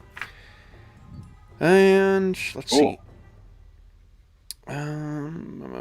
Okay, and that is that. So with them down, guys, your valor would be back up to full, and having defeated them, you will each get 1 fate point. Okay. So let's get your fate points back up, and with that done, you guys also have in your possession now 4 brand new horses. Ah. These wolves will have no further use for them. Indeed. So 270 silver shillings and 2 chunks, 1 chunk worth 100, 1 chunk worth 70. Oh, and then the 100 silver crown, 100 shilling silver crown. Yeah, so that's where the 270 shekels comes from. Got it. Okay, and then just to give you an idea of what the horses might be worth. A riding horse is worth 700 silver shekels. Wow. Yeah, so we toss the treasure and just take the horses. All right. So with you guys escorting those 4 treasures, those 4 horses away, let's do one quick thing here. First off, I need go through your list of skills, and anything that has a tick next to it, would you give us a roll and then take the tick off? And we'll figure out how much of those go up. We always check for passive advancements at the end of each session. And I'll tell you how much you're looking to fail, right? You're looking to fail, absolutely. Yeah. Okay, succeed. Fail. Nice. Survival and perception. Okay, so Ba'an Nafar, your survival goes up by 5. You got a 50 in survival now. Nice. Menelaus, your perception failed. You got a 73 in perception now. Yeah. Oh, actually, hold on. No, yours was a crit fail. Mm-hmm. You actually go up by 10. You got a 55 in survival now. Nice. That's the way you do it. Yep. Okay. Stealth. It's crit fail again. Your stealth is now a 56, Ba'an. Good lord. It's what I do best. It's this. Crit fail. Holy shit. Crit fail Nice. on your melee combat means that you're gaining 4%. Your melee combat, Menelaus, is now an 89. Nice. That's a good time to roll a crit. Heck yeah. Oh, and that's the other thing, too. If you got your trait in this, you get to roll that as well. Oh. Yeah. I mean, like, if you already succeeded, it doesn't matter because it's only the tens digit that can be changed. But, like, if you failed, it gives you a better chance of getting a crit fail to improve it even better. Is that all your ticked skills? That's mine. Yep. That's everything for mine. Yep. And if you've unticked all your skills, so then... And as well, guys, so you'll get... I think with having successfully hunted down these wolves, I'll give you 2 advancements as well. And these are active advancements. They can be used. If you've got a skill that is less than 100%, you can increase it by 10. You can increase... that's for 1 advancement. You could spend 2 advancements to increase one of your attributes by 1, up to a maximum of 22. And you could also, Ba'an, learn an advancement for one of your rights. We don't need to spend that right away. You guys can just put down that you've got 2 advancements for your character. Okay, I'll do that. Yeah.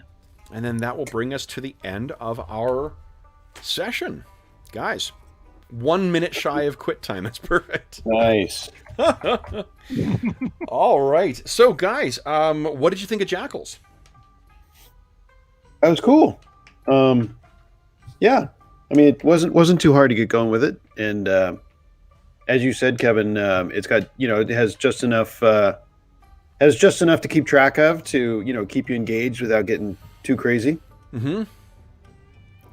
Yeah, I think I find it less clunky. It's less granular, but less clunky than Mithras, for example. Yeah. A lot less dangerous. Most certainly. When you fight more powerful adversaries, We had last night, the guys got ambushed and fought.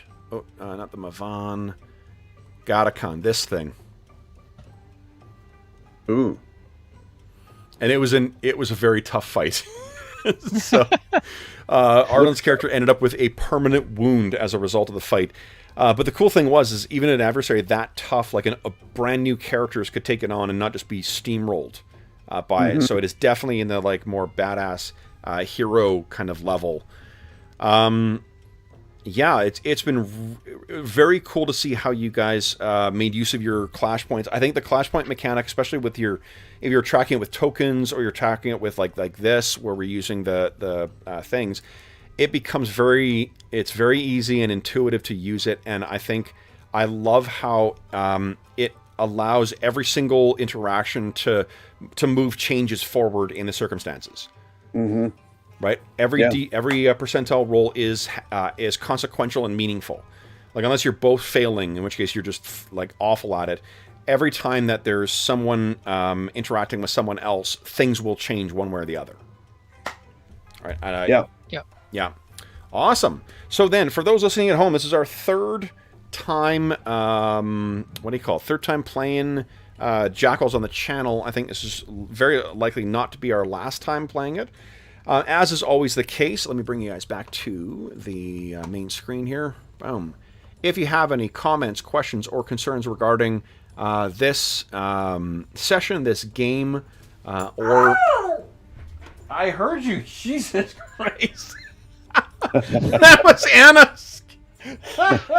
What the fuck was that? So she does these yawns where, like, that's what I wake up to most mornings. Is her yow. That's funny. Good Lord. She's had it. She knows it's quit time. So. Right. Good God. Hi, honey. If you have any comments, questions, or concerns regarding the game we played, these characters, whatever, please don't hesitate to leave a comment in the comment section of the video, and I will endeavor to reply in a timely fashion. In addition, you can find a link in the description of the video to the Dungeon Musings Discord server. We have channels dedicated to every game or every campaign we run on the channel. We're going to be on there as well, too, so you're welcome to ask us questions about Jackals or discuss Jackals or whatever on there. We're certainly getting progressively more and more people with experience with this game on there. You can also find me on Twitter at Dungeon Musings, and you can find me by email. My email address is dungeonmusings@gmail.com. You can also find a link in the description of the video to the Heroes Save Villages campaign. That is the charity fundraising campaign we run on the channel. It benefits the SOS Children's Villages International Charity, a really terrific organization active in over 130 countries that benefits over 80,000 orphaned and abandoned children. From now until April 1st, for every $25 Canadian that you donate, you get one chance to win the grand prize or one of the other awesome prizes in our first charity raffle of the year. The grand prize is a copy of Beadle and Grimm's Platinum Edition Icewind Dale Rime of the Frost Maiden, a really amazing product that they have very generously donated. At retail, when they were available, it would be a $500 US product.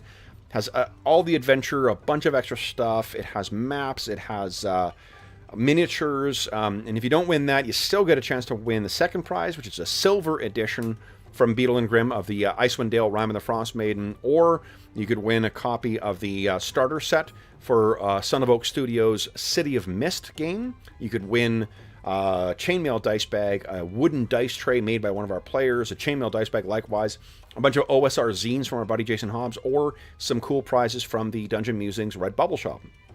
In addition, you also get a chance to vote in what charity sessions we play, including in our current, the current vote that's going on is for the next charity session, which will be a dark fantasy game, and one of those is one of Sean's favorites, is Symbaroum, is currently in the lead, but we also have The Witcher, Shadow of the Demon Lord, and Warhammer Fantasy Roleplay 4th Edition as solid options. lineup.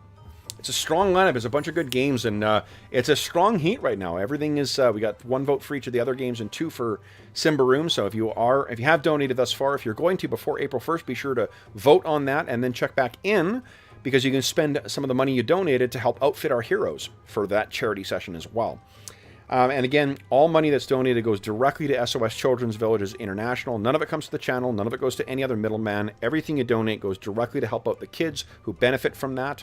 And you also get a chance to win some pretty cool gaming stuff and participate in what is going on the channel. So, speaking of what's going on the channel, I want to give a huge thank you to James and Sean, who at the very last minute, we were going to be playing Pendragon, but like the champs that they are, they rolled with the punches and agreed to jump back in and create some jackals and go out and save some farmers. So guys, thanks so much for rolling with the punches and deciding great. to... Thanks. Yeah, it was good times. Excellent. Well, it was great seeing you both again, too. Yeah, you too. Been too long.